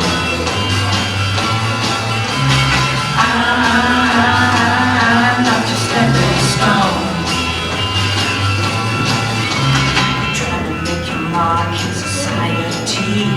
You're using all the tricks that you used on me. You're reading all them high-fashion magazines. The clothes you're wearing good at causing public scenes. I'm saying I'm not your stepping stone. How ironic. In attempting to poison your enemies, you were brought down by your own lactose intolerance. Yeah, so you figured I've been punched enough, right? Oh, I wouldn't go that far. But fact remains, you couldn't have killed J. Leslie Arlington. The defense rests. I do think the Bar Association would be interested to hear about your recent activities. Well, you had to be my friend, aren't you? Just bored. Did you get a new lawyer's license in Alabama? I'm sure it doesn't count if you use a different name. What? How about this, Spartan? I won't tip them off if you tell me about anything strange Arlington said leading up to the murder. All right. I've been working for old J. Leslie for a couple of years now. And most of the lawyers he hires open up that closet, take one look in there, and head for the hills. I, on the other hand, am a little more of a criminal. A little more understanding. So I try to get out of there when he starts talking sinister plans so I don't have to play the country. I always want to get a scoop on sinister plans, but no one ever tells me anything. But then the other day he comes up to me and he goes, Sparky, how do you feel about crimes? And I said, sir, that's the type of thing you can't say to me without me getting implicated. He said, of course. You know, I think of you as part of the family. And I thought that was really nice and asked if we wanted to help. He said no. Oh.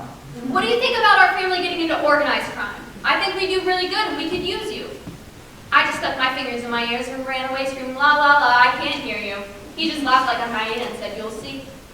Not the most subtle guy, was he? Effective though. Anything else I can do for you? Want those hockey tickets? Yes. No, thank you. Stay close, Sparky. Sorry, woman. Aww, baby not get his little hockey tickets? Oh, that's so sad. Go get the next one.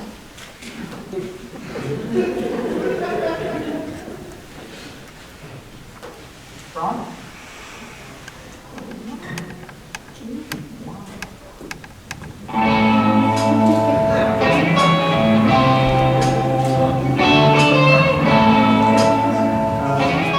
This is Chef Ron, Master Chef of the Station, creator of the finest dish I've ever eaten.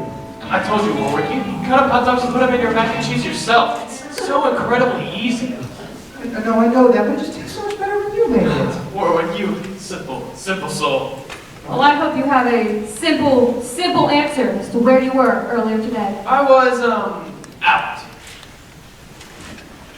Ow. And about, both really. I said, oh, where were you? I was just out and about. Seem a little jumpy, Bronk. Me? Jumping? No, I'm as cool as a cucumber. Cucumber soaked in brine that comes with a sandwich. Isn't that just a pickle? Hey, I'm a chef detective. I know what a pickle is, but have we considered what a pickle isn't? You're stalling, Bronk. You love stalls as horses, but they also love carrots. So I made the polo bunnies a nice light carrot reduction with a light cream garnish for lunch yesterday.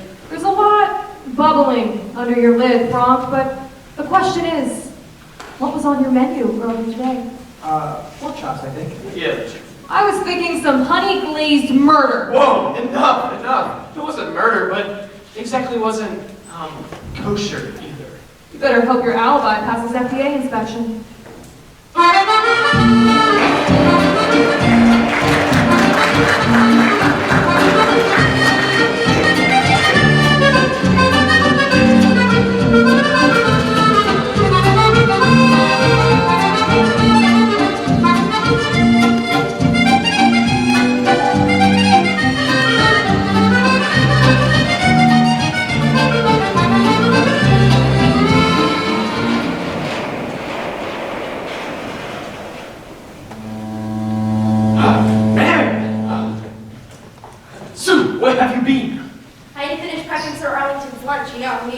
Yes, no crust, triangles only. Never mind that. Is this the case? Yes, of course it is. Calm down. Why are you talking in a German accent? It is not German, it is French. Yeah, that sounds German, Frank. It's French, call me Franck. I'm disguised. They must not figure out who we are. Not much of a disguise, we're just dressed as chefs. You are just as a chef, and I am just as a French chef.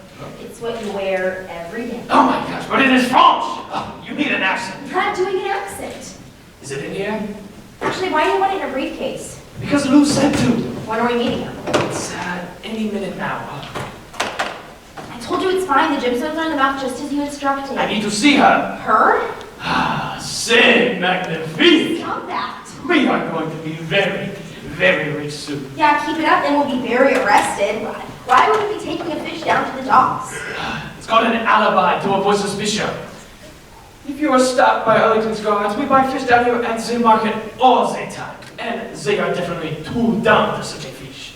Yeah, but that doesn't explain why we're taking a fish to the docks. We don't sell fish, we buy fish. So why would anyone with half a brain not be confused when we're taking a fish out of the kitchen and bringing it back to the market? It's very simple. Arlington over-ordered. It's just an extra fish, so we are just bringing it back.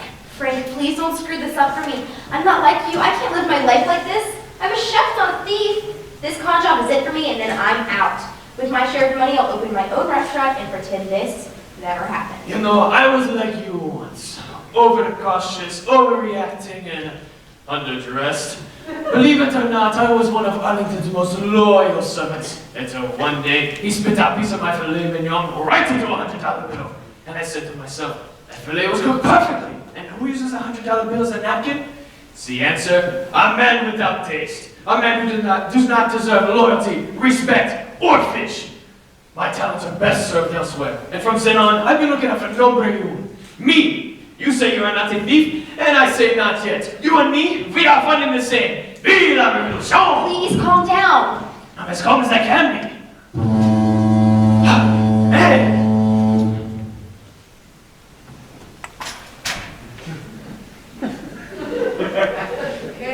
You Frank Doughboy? My name is Franck Dubois. What? It's French. I am French. Why? Why? Why am I French? Well, Because, he was born that way. Yes, that is the precisely. Well, you didn't sound French on the phone. Yeah, well, you sounded like a man. Oh, besides, that day I was sick. I had the flu, the French flu. But I'm all better now. My name is Franck, this is Sue, and everything is going as planned. Except those aren't our real names. Is that not? Oh, of course not. We'd be too foolish to use our real names. We are not idiots, just like your real name is not Lou. No, it is. Oh, then you came just in the disguise, so it works out perfectly. What disguise? The obvious pirate disguise you are wearing. Pirate disguise? He's just talking about the eye patch and the hook and the fluffy white shirt and vest and everything. You're just missing a parrot. Exactly. I lost my hand in a boating accident. Would have been a terrible day if I had saved that seal pup. Ah, how brave of you. You don't like my shirt? No, we do, really. It's lovely. Silky sounds. Yeah, silky, I'm sure. Whatever. Do you have the fish? Do you have some money? Actually, why do you want it in a briefcase? You ask too many questions, Sue. If that is even your real name. It's not. Actually, I don't care about the fish. Do you have the money? We have the gemstone like your best. But that's how it's not so now. Susie Kitchen, insufficient, downright into the docks. It's actually very clever if you don't think about it. I'm trying not to.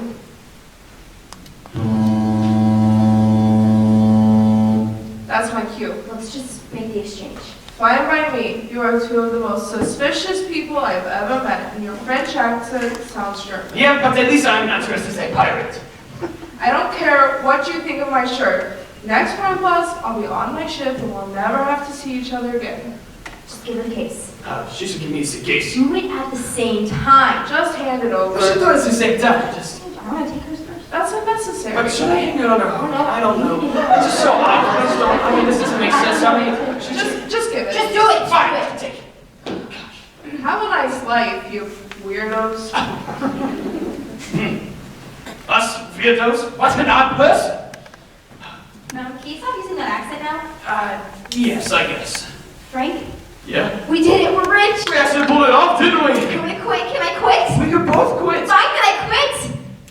Yet, we should probably skip town. Not on that boat. Yeah. So long, Lou, and good riddance. Finally, I'll be my own head chef and never have to listen to some bumbling moron ever again. Hey, what's that supposed to mean? I want to count the money. Can I count the money? We get paid in the money. Is there that much? See for yourself. Frank? Isn't it a magnificent sight? Not exactly. It's a fish. It's a fish! Oh, you took the wrong case. No, this isn't the same fish. This is a red herring. Let me see that. This isn't the same fish. This is a red herring. Oh, she must have given us a different fish instead of the money. It's the oldest trick in the book. We've been swindled. Yeah, I believe you've successfully summarized the events. Why didn't you check the briefcase before she left? Why didn't you check the briefcase? You should have never trusted a pirate. Yeah, that's some good rule of thumb. This is a perfect plan, too. Yeah, it was very clever until the end. How did you know to put a fish in there? How did you know we weren't going to check it? Don't overthink it. C'est la vie. Was my accent at least, believable? Definitely. Very French. Oh, thank you. Chef? Think I could have my job back? Just grab the herring. At least I know what we're having for dinner tonight.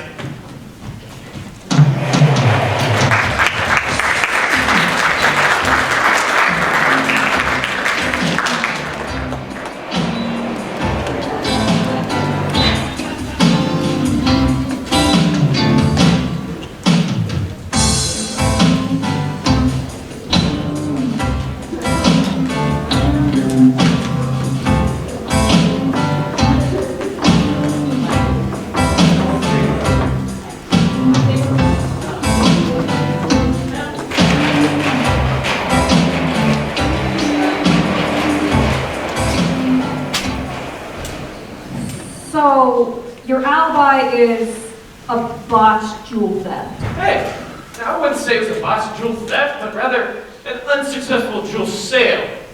But the theft went very well, and as you see, I could not have committed the murder. Because you were busy stealing diamonds. That's some alibi. You know why did I kind of not steal the diamonds since the tables were turned and I didn't make any money? No, that's not how any of this works at all. No, I'm pretty sure it is. When you steal something and try to sell it, don't make any money, that's double indemnity. That is not what double indemnity is. What does it matter? Frankly, Frank, I'm very upset that you would hold the jewel eyes and not invite me. Warwick, this guy's in huge trouble and it didn't even work. I know that, but I'd like to be included, okay? Well, Warwick, it's just the fact that you're so popular, you do the karaoke, you know, people admire you, you always dress well. Thank you. It's just, honestly, I didn't think you needed it. Well, you conduct yourself in a manner unworthy of your mac and cheese, but apology accepted. We're still friends. Always you magnificent animal. You know, character witness for your trial. Hey, I said they can't have a trial. It's double indemnity. Oh, we did it! It is. Thank you very much. I agree with you. Wrong. I think We can keep this under wraps if you tell me about anything strange Arlington said leading up to his death. Well, there was this one night, I was making breakfast for the next day, and Arlington came in for a midnight snack. And he said to me, "Frog, you were hiding something." And I said, "Surely not some muffins and some silverware underneath my hat, that would be wrong." And he said, "What?" And I said, "Nothing." I feel like I'm watching tennis here. But then he said, "Perhaps if I were to cook up something of my own, a criminal organization perhaps, you'd be a key ingredient." And I said, "I do not understand you, I am French." And he said, "Sure you are, Franck, sure you are. Keep those knives sharp." It was just so strange. Okay, thank you, Frog. Please join the others outside. I have a feeling it won't be long until things boil over. Oh my gosh, can you quit with the cooking puppets? I mean, it was pretty good. I'm the chef here. I thought it was pretty good. Yeah, sure.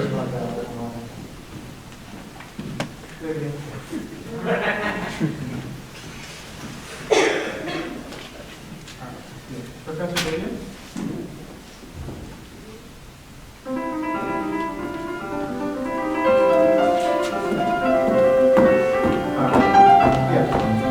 This is Professor Dwiggins, scholar from an anti-Arlington critic. Let me show you my credentials so we can clear this up quickly, Detective. One look at my publications and many degrees will show you that I am not some kind of criminal. The only degrees I'm interested in are the murder in the first or second. I am a scholar, not a killer. Diplomas on my walls, jackets with elbow patches on them. And a long-standing feud with one J. Leslie Arlington. But Detective, I have reasons for wanting him alive. Most of my intellectual pursuits are not very commercial, but everyone likes reading about super rich weirdos. Yeah, like that article in Time magazine about how Arlington has to get his blood changed out every time he went hunting to throw the elephants off the scent. Why, Warwick, I didn't know you read my work. I have a lot of people writing to ask if it's true. Same with the one about each of his cats having their own boat. Oh, wait, I think I remember that one. Yeah, well, let me tell you, cleaning after a voyage, no picnic. Yeah, that same article, there was something about how he would invite over whoever won the Grammy that year, make him fight him with a sword. Is that one real? Warwick, you live here. Yeah, I know that. Look, it's not that big of a stretch. You see, Detective, people don't get this excited when I write about Plato. I despise J. Leslie Arlington, but despising him pays my bills. Therefore, I didn't kill him. So let me ask you this one thing, Professor Strict. Where were you earlier today? Why won't you simply give us your alibi? I can't. I can't. It would ruin everything. You know, silence, as Plato once said, is I'm giving your story a B- right now, Professor, but you can make it an A. All right. I'll give you my alibi, but I hope I'm getting graded on a curve.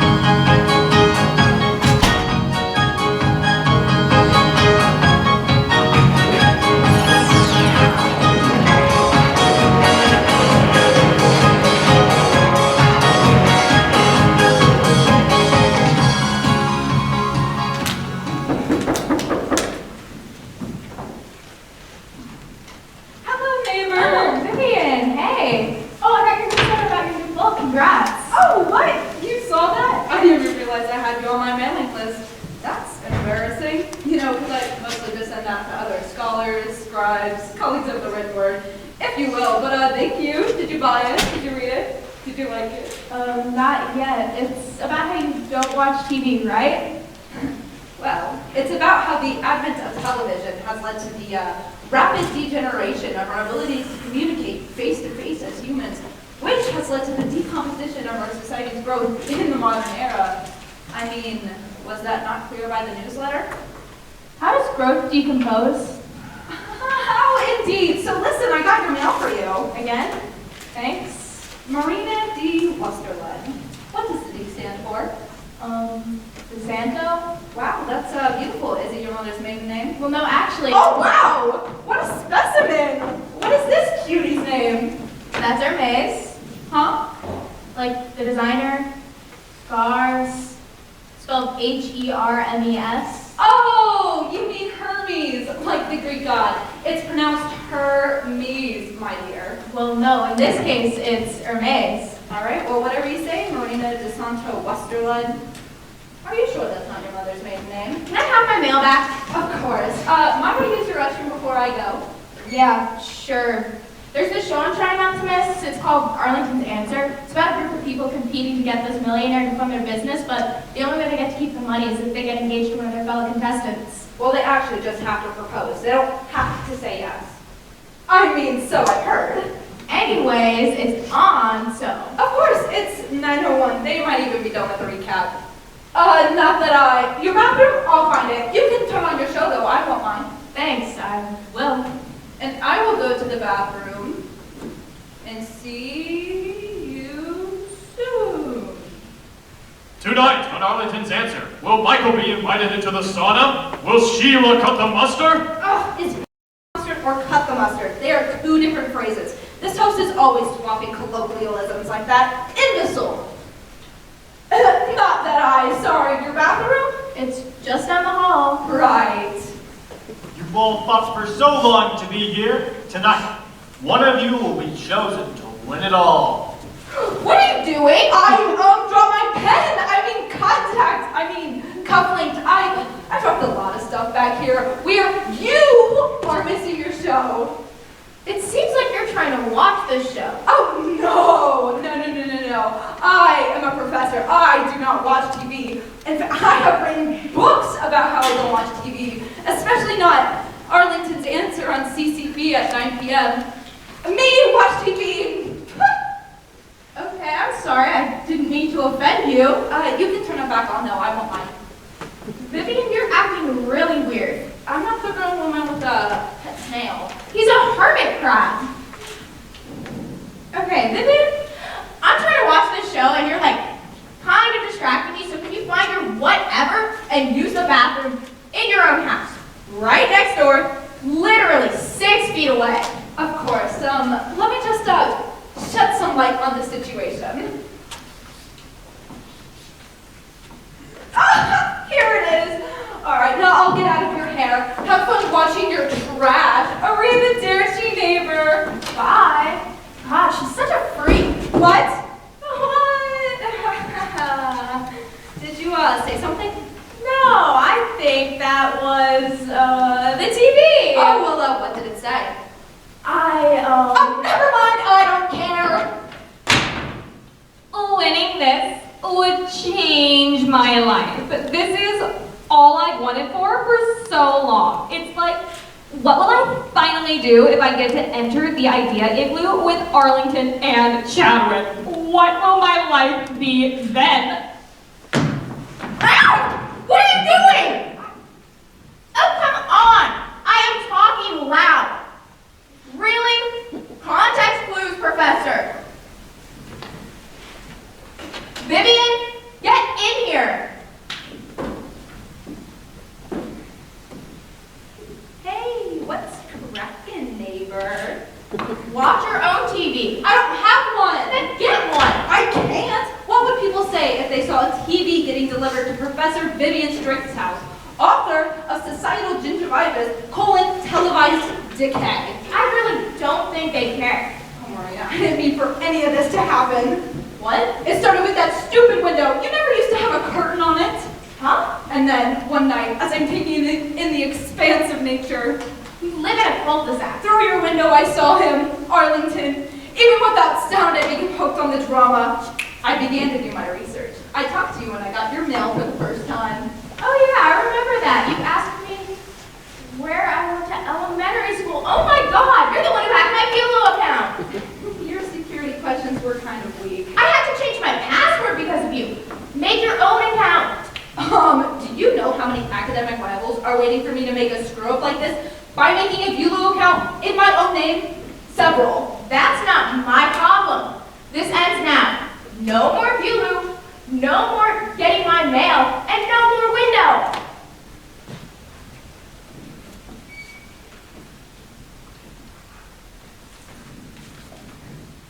Oh, Marina, I didn't want it to have to come to this. Hey, what are you doing? I can't miss the show tonight. It's supposed to be an incredible season finale. This is insane! Yeah, and so is the way Sheila's been treated this season. Oh my God, I know.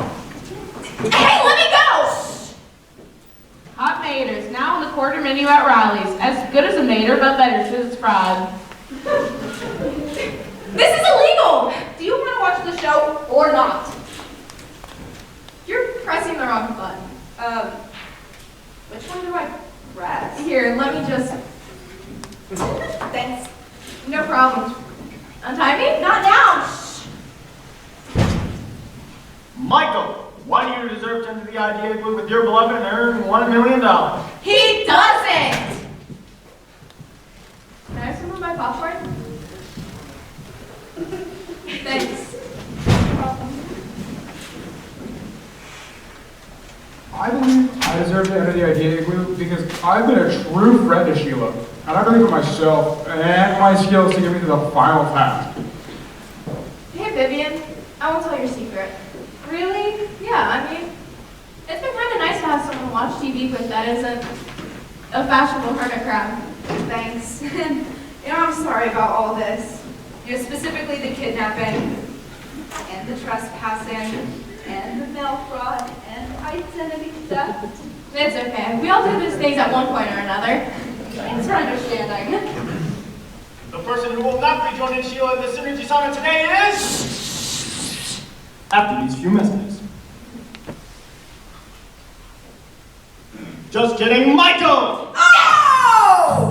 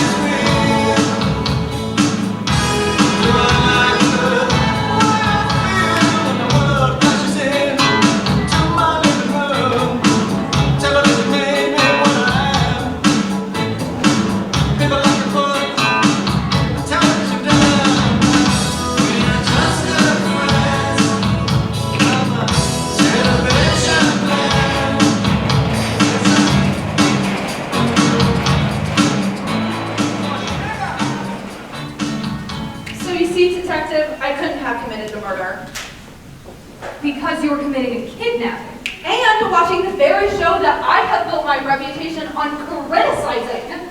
Yeah, but only one of those things is a felony.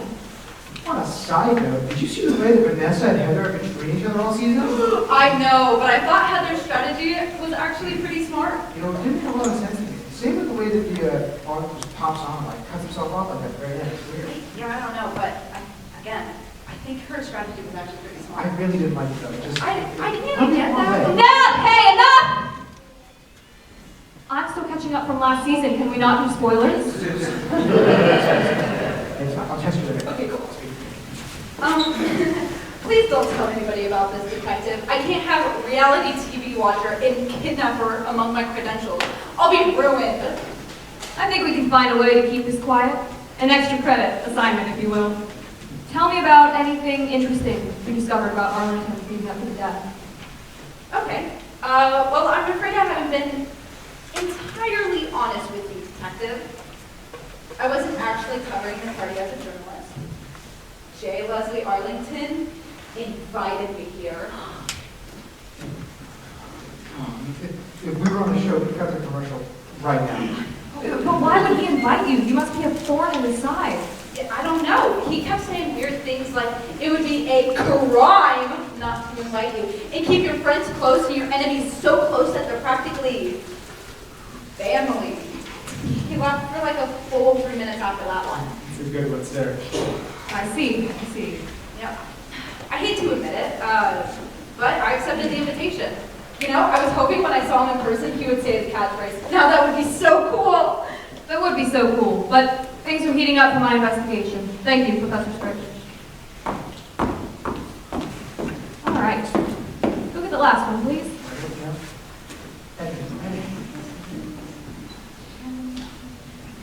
Evan?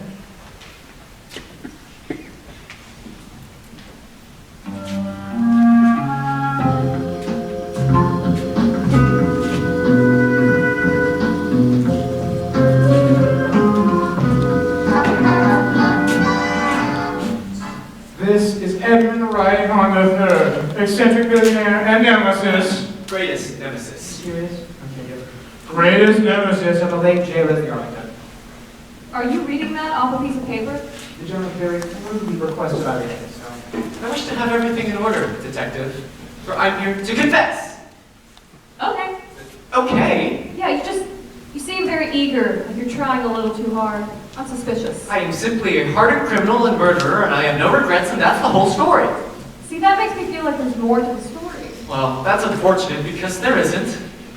We should have started with this guy first. What fun is that? Do you think I'm not evil enough? Not capable of a billionaire for you? I took out 3 rainforests today to make a golf course. Yeah, Mr. Arlington did that once, but there was a Center for Troubled Teens in the rainforest. They tried to raise money through dance, but it wasn't enough. Even in death he has to one-up me. Oh, I hate him so much. No. You know what, Mr. Ridinghorn? I think you're better than him. I am. I am superior in every way. He had one fatal flaw. He was a liar, totally incapable of telling the truth. What a fool! So if someone were truly better than him, they might tell me the whole story of what they were doing earlier today without leaving anything out.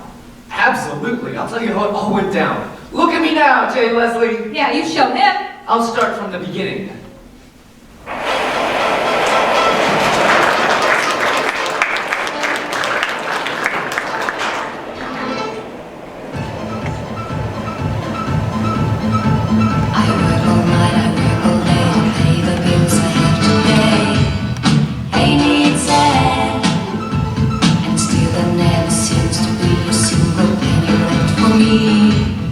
That's too bad. In my dreams, I have a plan. If I got me a wealthy man, If I may say so, sir, you were looking very dapper today. Well, Nesbit, today's a very important day. Do you know why? Why, of course. It's the day you will finally... It's the day I will finally murder my arch-rival. Yes, of course, sir. Sir, I've wanted J. Leslie Arlington dead since the day he first became my rival. Very good, but sir... The year was 1963. Me and Arlington were school chums at Richmond Prep. Of course, but I need to... Don't interrupt me. It was the night of our winter formal, the rich man's money ball. And Arlington showed up wearing the same suit that I was wearing. The magazine Wealthy People did a Who Wore It Better poll, and I lost. Even though I wore it better, I know I wore it better. You will pay for this, Arlington! I'm sure you wore your suit better. Of course I did. But our feud has lasted until this very day. It's all very good, sir, but... And now it will finally come to an end when J. Leslie Arlington is dead. I think I should bring your attention that the mole on the back of your neck, it appears to be getting bigger. How can you speak to me of moles on such a monumentous day, Nesbit? Sir, I don't know if a mole like that should be left unchecked. I'll have plenty of time later today once I murder my rival in cold blood. I can't wait that long. Promise me you'll see a doctor. No time. I'm off to meet my arms dealer. Please, sir, I worry. Promise me!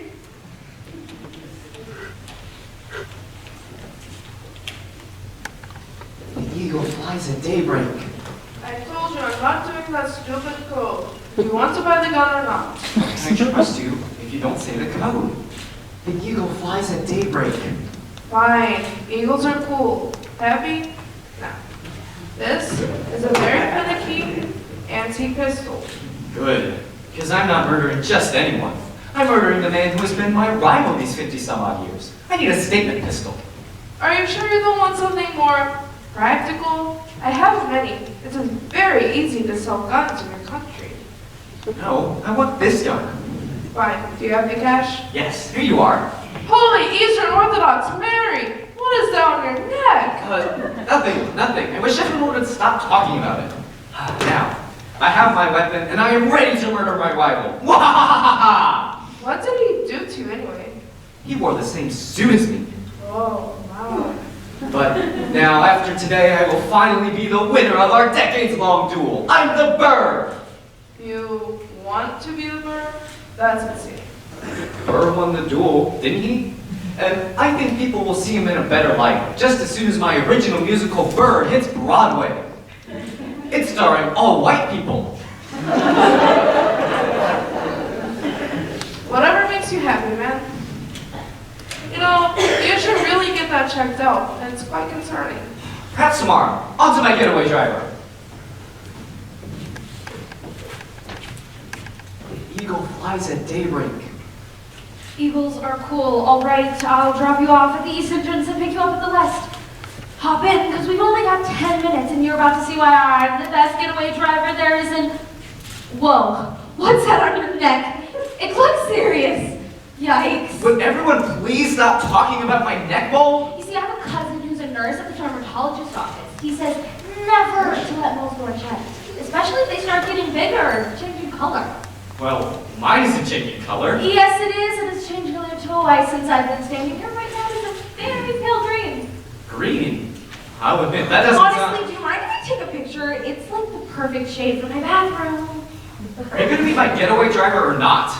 Yeah, I'll do it. First, let me drive you to the doctor. I won't even charge you. I just think you should get it checked out. Can it wait until after I murder the man who wore the same Brooks Brother double-breasted navy suit that I had already told him I was wearing?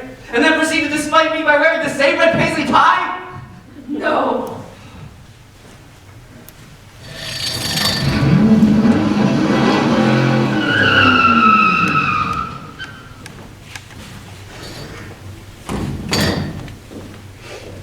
Whoa, that's the worst thing I've seen in all my years of doctoring. Look quickly, because I need to get to my rival's home before his evening soiree so I can murder him in cold blood. Yes, take a deep breath. Oh, ew! Oh my God! Did you see that? I can't see what you're looking at. It appears your mole is growing very rapidly. There's actually a medical term for this. It's called very gross. I'm no doctor, but I do agree it is very, very gross. I'm afraid I'll have to remove it now. Now? But I need to murder! Your rival in cold blood. Yes, I know you said, but I'm afraid this is medically necessary. You have a yucky, gross mole in the back of your neck that moves when you breathe in and out. And I'm no doctor, but there seems to be some ooze seeping out of it, and that doesn't seem too good. That's a good diagnosis. Maybe you should be a doctor. Ah! Oh, fine. Remove it and I'll be on my way. Yes, sir. Nurse, please bring in the extra large scalpel and 3 saltine crackers. I'm very nauseated by the sight of this yucky, gross mole.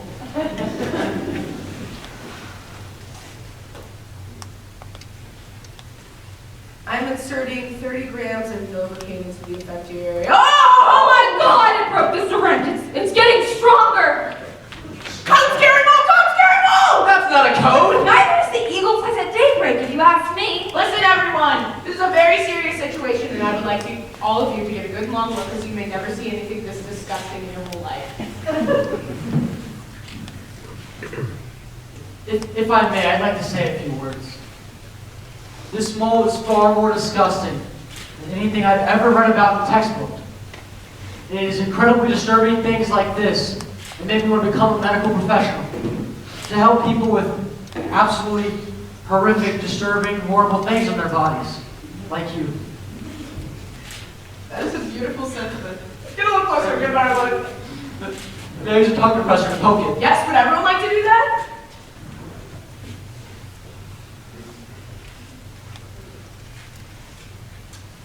This really does not. Ouch! Watch where you're poking back there. This really does not seem to be medically necessary. Oh, it absolutely isn't, but it's one of the many perks of being a doctor.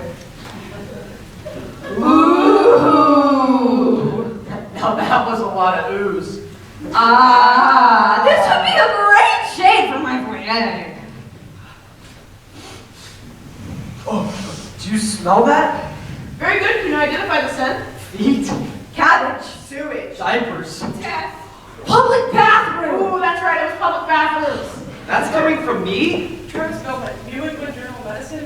We heard about your role here working photos. No. Absolutely.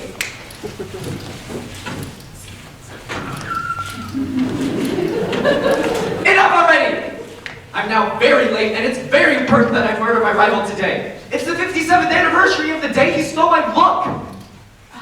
You really shouldn't do any murdering for about 48 hours after your surgery. You really should rest. I'll rest when Jay Leslie Arlington is dead! Did you say Jay Leslie Arlington? He died 15 minutes ago. What?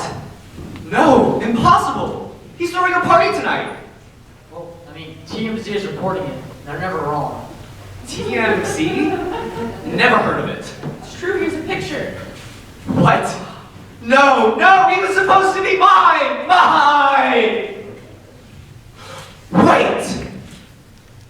He's wearing my suit!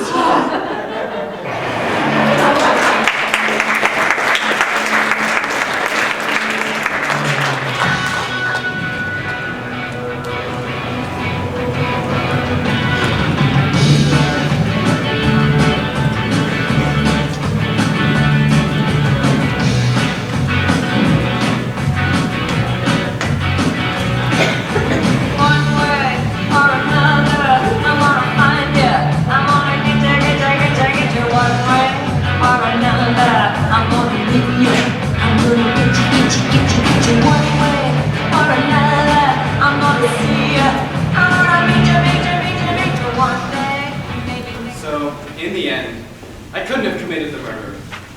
Even though I really, really wanted to. Because everyone was so fascinated by your goal that you never arrived to commit murder at all. Just like Jay Leslie to get murdered by some other nemesis. I hate him so much. If it's any consolation, Mr. Arlington had quite a few strange holes. But I mean, nothing quite as strange as what you had, so that's something, right? I guess. Are you sure we can't just tell everyone that I'm the murderer and be done with it? And let the real culprit go free? I'm afraid not. Detective Casey Neptune is here to solve the case. I have a briefcase full of money in my car. I, Warwick the butler, am willing to negotiate. The only briefcase we will accept is a briefcase full of truth. Really? First, the hockey team is not this? Tell me about anything suspicious Jay Leslie Arlington did. You promise not to tell anyone about my mole situation? You have my word. I would offer you a briefcase full of money if I never had to hear the word mole again. Alright, so my favorite person invited me to his party tonight to discuss a merger between his family business and mine. And by family, you mean? Crime family. And by business, you mean? Crimes. Okay, gotcha. At first I was a little suspicious, you know, nemesis and all, but he wouldn't let me hang up until I agreed to come to the party tonight to talk it over. And you didn't think it was a trap? Oh, I was hoping it was a trap. That way I would finally get an excuse to duel him! Put that away. You have to understand, I'm very disappointed about this whole thing. You know, one may say you're trying to make a mountain out of a molehill. Or did that work or no? Honestly, detective, it wasn't my favorite in work class. I'll admit it was a bit of a reach. Yeah, well, won't be long before we reach a conclusion, will it? Nice, Warwick, high five. Can I go? Yeah, whatever. See you. All right, Warwick. I've had enough.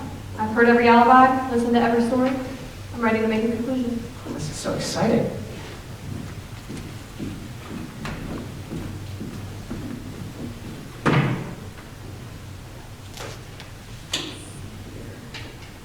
Detective, they want you to go out there and tell them who the murderer is. Oh, amateurs. Warwick, go out there and sing, would you? Yes. Can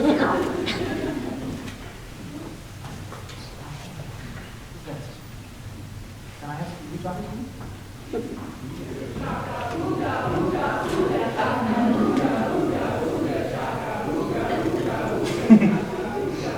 I can't stop this feeling deep inside of me.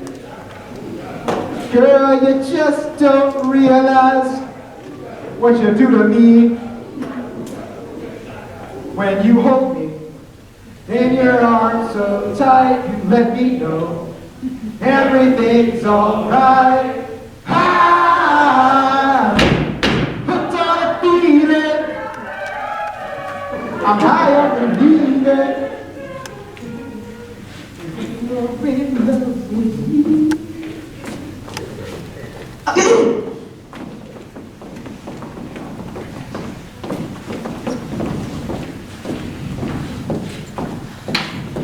Thank you for joining me, everyone. Can we get a round of applause for Warwick? Tell us who the murderer is.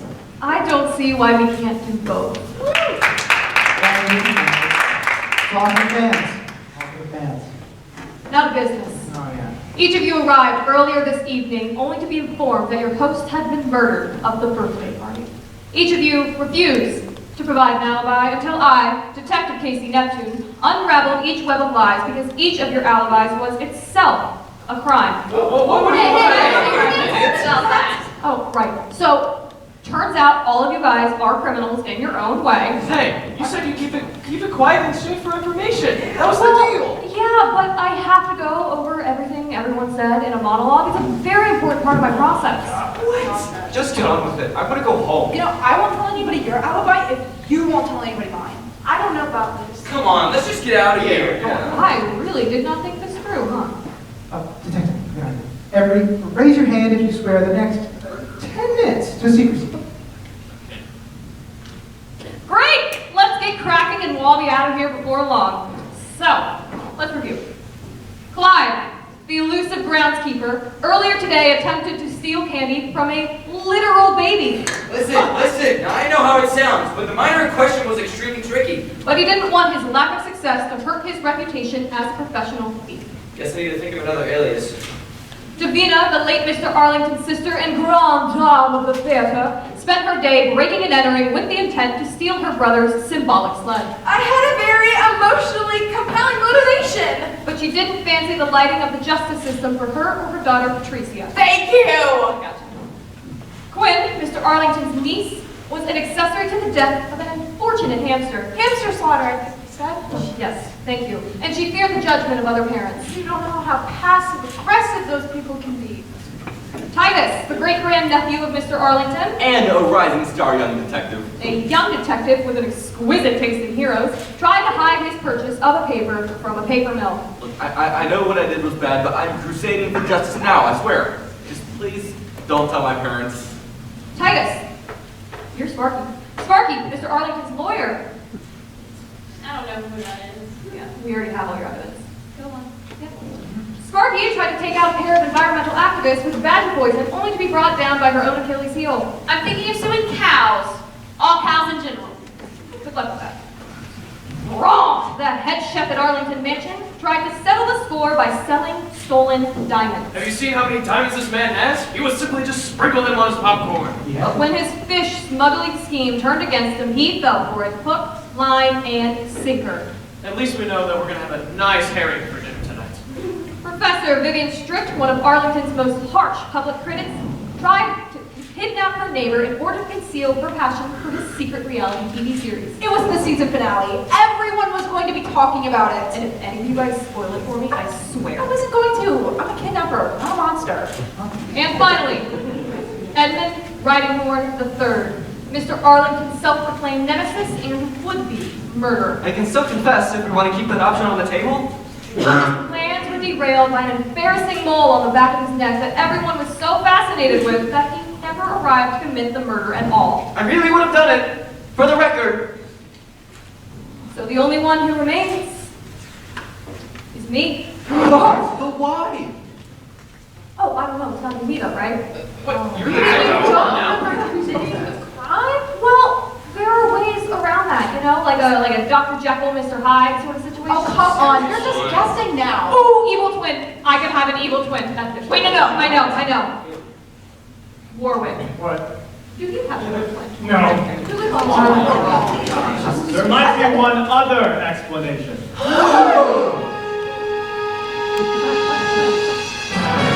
I was never dead!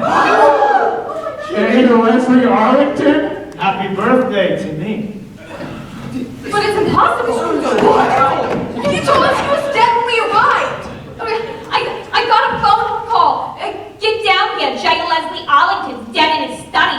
That was me, doing an accent. Oh, you didn't come in there and check! You didn't check for pulse or look for clues or anything? Okay, first thing you guys need to know, dead bodies are gross. What? I'm a keen insights detective, get everybody in the drawing room kind of detective.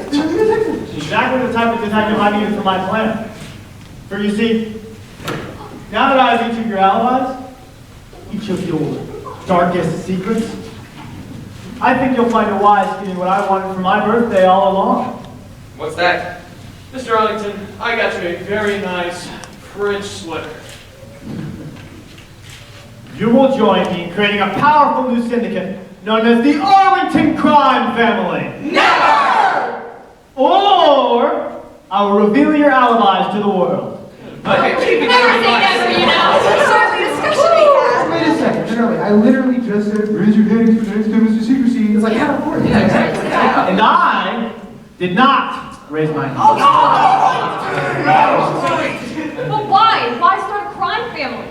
Oh, it's just that nobody in my family ever wants to hang out with me. Oh, you're joking, because we all literally just tried to come to your birthday party tonight. Yeah, and then you faked your own death. Yeah. So, What did you want to do? Play board games?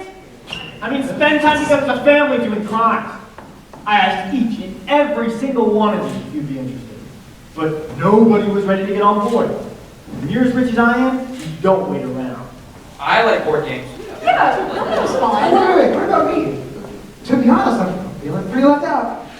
Warwick, you were the king. I was? On the contrary, you're so involved in everything that there is around me that I had to make sure you were drawn in somehow. So I made sure you had an airtight alibi. The 2-for-1 special at the karaoke place? That was me. I made that coupon specifically for you. You made it for me? Huh? You always record yourself in the karaoke place. You show everybody constantly. Yeah. Your alibi would have been the perfect proof. Then you'd be the obvious choice to assist the detective, hear all of the suspect's alibis, and deliver them to me. I did? See, just now. Can you do that? Well, you're a very important accessory to all our crimes, and don't you forget it. So if you ever go to the feds, I'm coming for you. Thank you, sir. That's a true honor. Yeah, and what about me?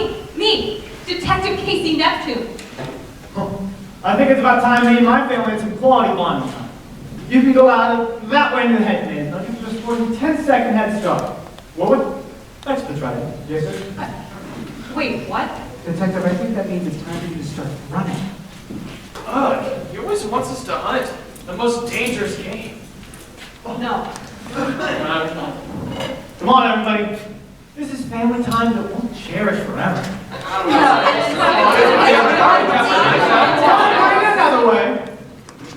If the detective makes it out, so do all your secrets. Okay, thank you for We work together as a team. It's really nice. One! Wait, hold on. I think it's... 2! Stop looking at me like that. 3! Oh, this is just like the case of Clockwork Pelican all over again. Nobody knows what that is. Oh my God. Go back to middle school. 4! This isn't the last you'll hear of Detective Casey Neptune. You better hope it is. 5! Oh yeah, don't forget the jacket. Yeah, it is kind of cold outside. 6! What are you waiting for? Go!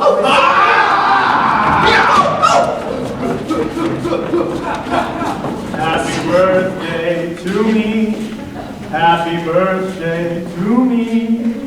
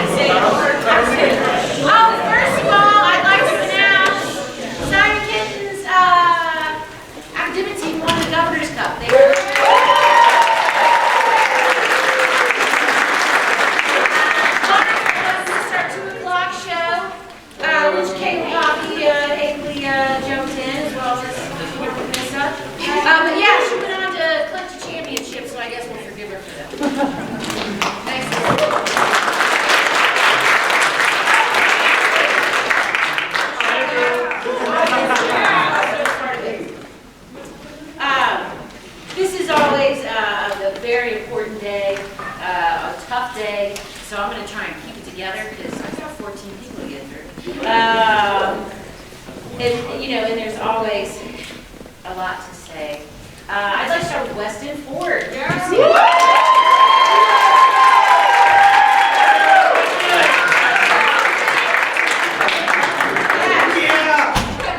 So luckily, Chicago's finest.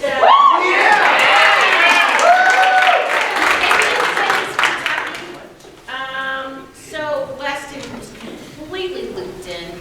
He was silly enough to date one of our drama club members and show up and hang around. And when you're around, we're not what you were. We didn't give him just some little job either. We had him do microphones, and he did an amazing job. So I wish we would have had him earlier.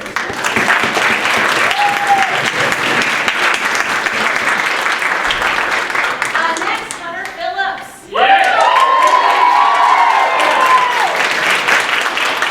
So Hunter comes up to me his senior year and says, I really like acting. I think I'd like to pursue it. And thought maybe I'd be in a show. And I'm like, well, yeah. So he auditioned, and what a joy it has been to work with him. I wish he would have come along his freshman year. But I have enjoyed getting to know you. You're such a wonderful young man. And I hope I get to hang out with you for the rest of the year at least.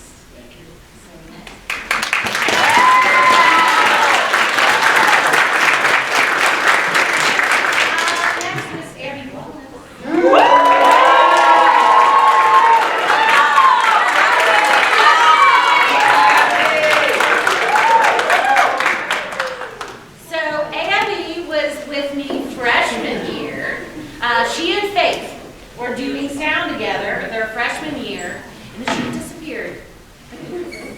Abby was gone. And then her senior year, she came to her senses, rejoined, and she rejoined like a dynamo. She helped me so much with Fall Festival. I know she's been a great help to Diana, the senior member. Yeah. So I'm so glad you came back. Us and hopefully we can hang out this year as well.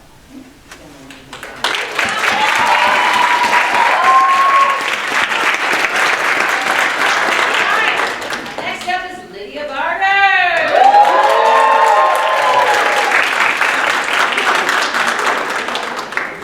Lydia came to me her junior year with the voice of an angel. So funny and talented and wonderful.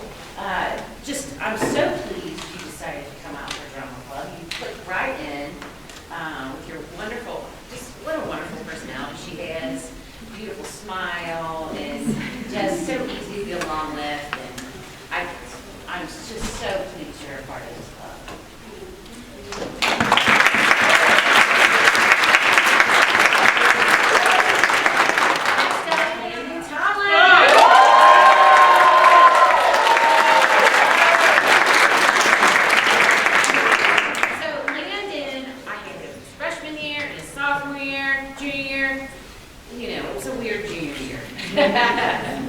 Although he's killing it at mock trial, did keep Venison this year, thank goodness. Because I'm sure all of you guys know why, love to watch him on stage. I think he's outrageously talented, he's professional, so he's a good mentor to his peers. And he's kind of funny, so I definitely enjoy him. And any show he's willing to come out and be a part of.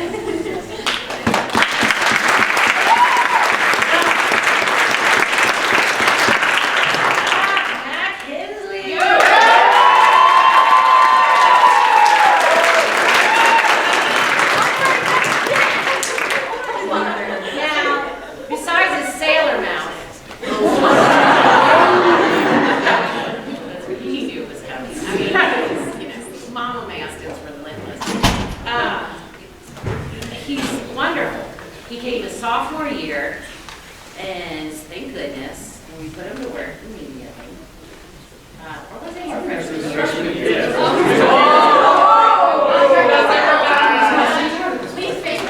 It did pop into my mind.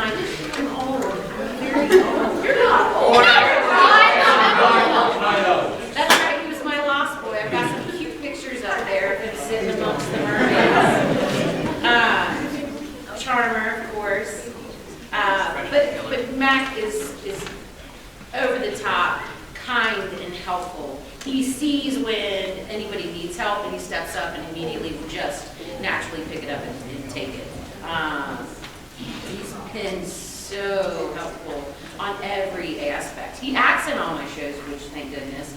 He's threatened to not because he is handy with crew and all of those things.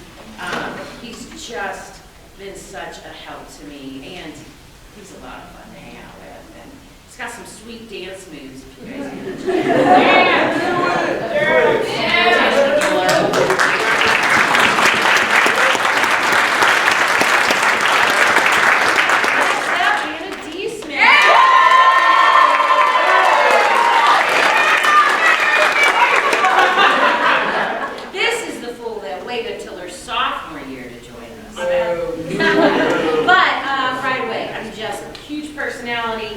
Immediately came in, Noelle, you came after the first big screamer of the department. Oh yeah. Do it! Scream! Do it! The something wicked kidnapping of this poor little girl. That's right, in a beautiful yellow dress. And then all the shows that she's been in, she kind of sparkles in all of them. And then she came over the summer, she looked up and she found the show. So we're doing the show thanks to Anna. She's super excited about it. She came in, she had a full PowerPoint ready with songs that she had picked out, costume ideas, the characters broken down with people that we could see. It was pretty awesome and remarkable. And sold me on it, and I think this has been an awesome show. She's brilliant, and just fun to work with, be around. She's a sweetheart. She comes and sees me. And as you may have heard from the gallery, she is the president.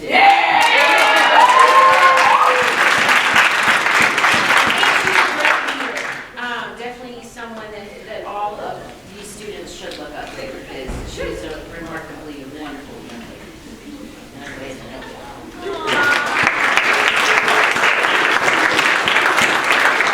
All right, next up is Faith.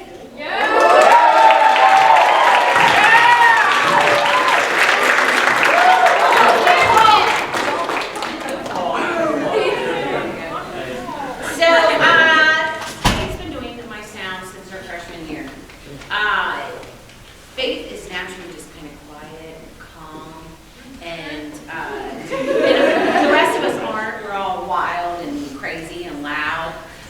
She's the calm in the storm that is the drama club. But by the time I get to showtime and dress rehearsal weeks, because she comes to all the rehearsals, and then she pulls out the soundtrack, and you are just like, wow. She's so clever and intuitive and is able to pick these wonderful songs that pick up from the last moment and go into the next one, which is a part of our job, and she's the best I've ever had at it. So we are going to suffer. Our shows are going to suffer without her. She pretty much rocks at it, and I love it. I'm out there singing and jamming with Kyle throughout the whole thing. We do a wonderful job.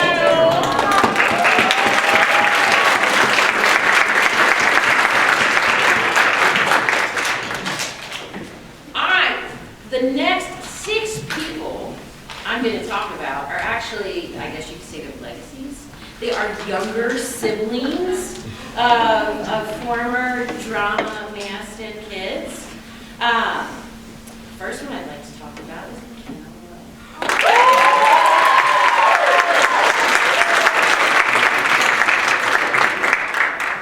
So McKenna's older brother Keegan was all through 4 years too. And then Keegan told me, my sister's going to, and he was right. She's definitely been awesome, and she's been with me all 4 years. And she's in my English class, so I get extra time with her, which is good. She's been through it. Last year just rocked her. The week of the show, she got deathly sick, and then wham, just couldn't do the show, and that's crushing. In a year that's already tough, and they're already learning from home.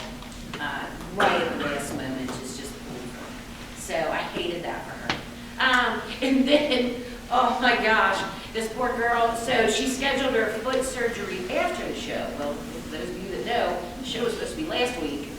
So she got foot surgery this week and still showed up, is hobbling along, killing it, and because we couldn't have done it without you. You're a wonderful actress, and I'm so grateful. All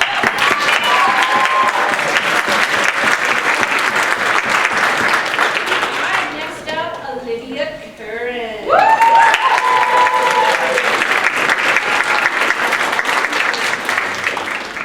So Olivia's older sister Logan was always on the stage, acted all 4 years, and Olivia said, no, you will not.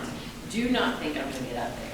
But she's super involved, but every time she'll check in with me and be like, okay, my season's up on this date, which date do you need? All right, and then shows up, and then she's always part of my crew, and always part of my family here that I need her to be, and comes and does whatever I ask of her, and I don't know, I'm just so used to having her in my life. I mean, what am I going to do without you?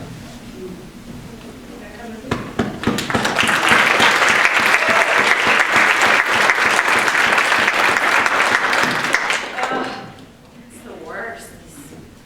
I'm holding it together really well, though. Thanks, Olivia. Woo! You guys are. Trevor Lee.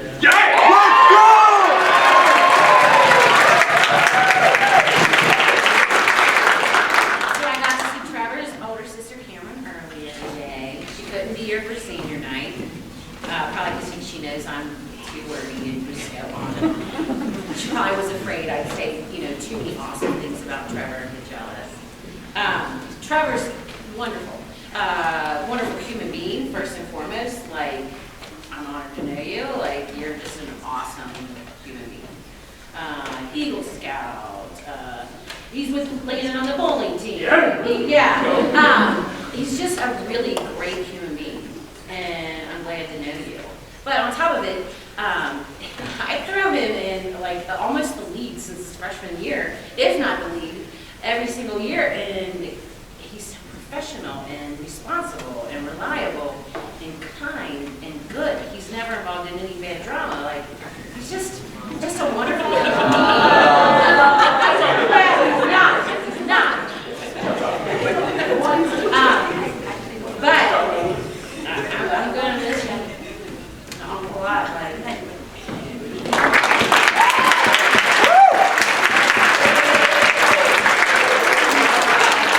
Next up is Miss McCrossen.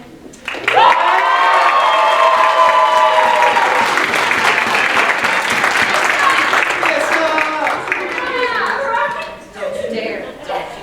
I'm doing so good, Mrs. Don't you dare. Nissa also is a little legacy. Her older brother, Justin, super talented, was in my shows. Mrs. Awesome, though, and I had her all 4 years, and she's nothing like her older brother. She's now officially my mini-me because in the musical last year, she played me, and it was a little scary. I was like, ooh, that is me. No shoes. Anybody at the matinee, or actually earlier, when you showed up today, I was like, where are my shoes? Looking for them. But, no shoes.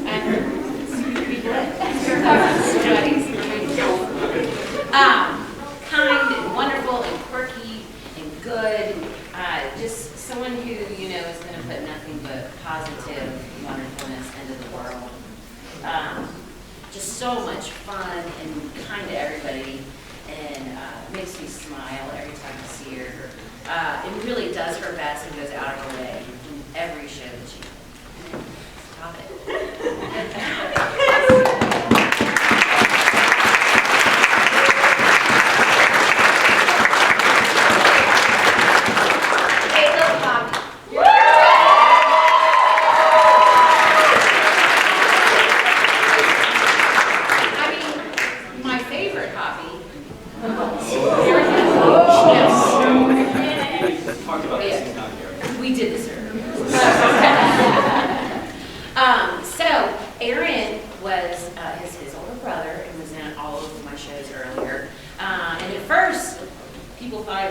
passing hobbies because they were always the bad guys. I just say it takes a certain amount of talent to be able to pull off the bad guy. And they're nothing alike. If you have more than one child, you know none of them are anything alike, which is wonderful. You don't want a whole bunch of the same person. He was really my Willy Wonka. And to be honest, once he auditioned, he was Willy Wonka. There was no one else I could have cast in that role. I told him today, I was like, I love to watch you perform. Because I do. I think he's fun and interesting. And that's what drama's about, is to come in and watch and soak in these interesting characters. He has great talent. He's a sweetheart. And he's going to be hard to replace, that's for sure.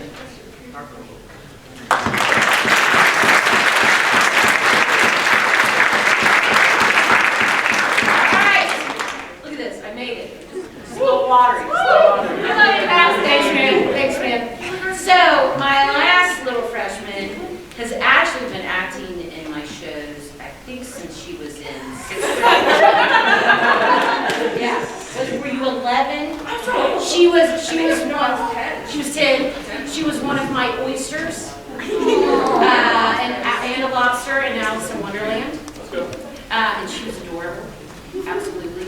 Her and Tori, I stuck them both out there in lobster costumes and just the most adorable little kids. I know. My dad painted them.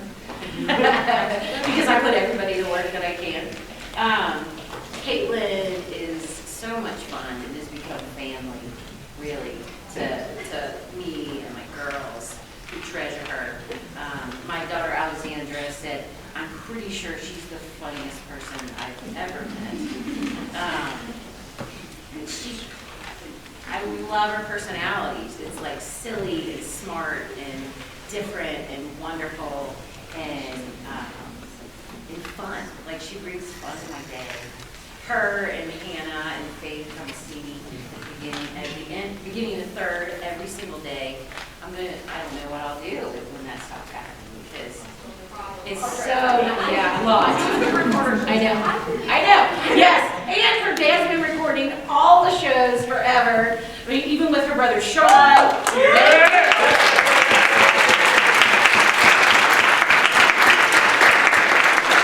Thank you so much for sitting and recording high school theater for all those years. But Caitlin's a treasure, and like all my kids, I love her to death. They just, and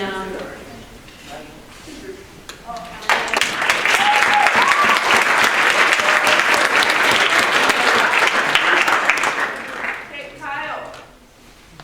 Got a surprise for you. so Kyle Webb.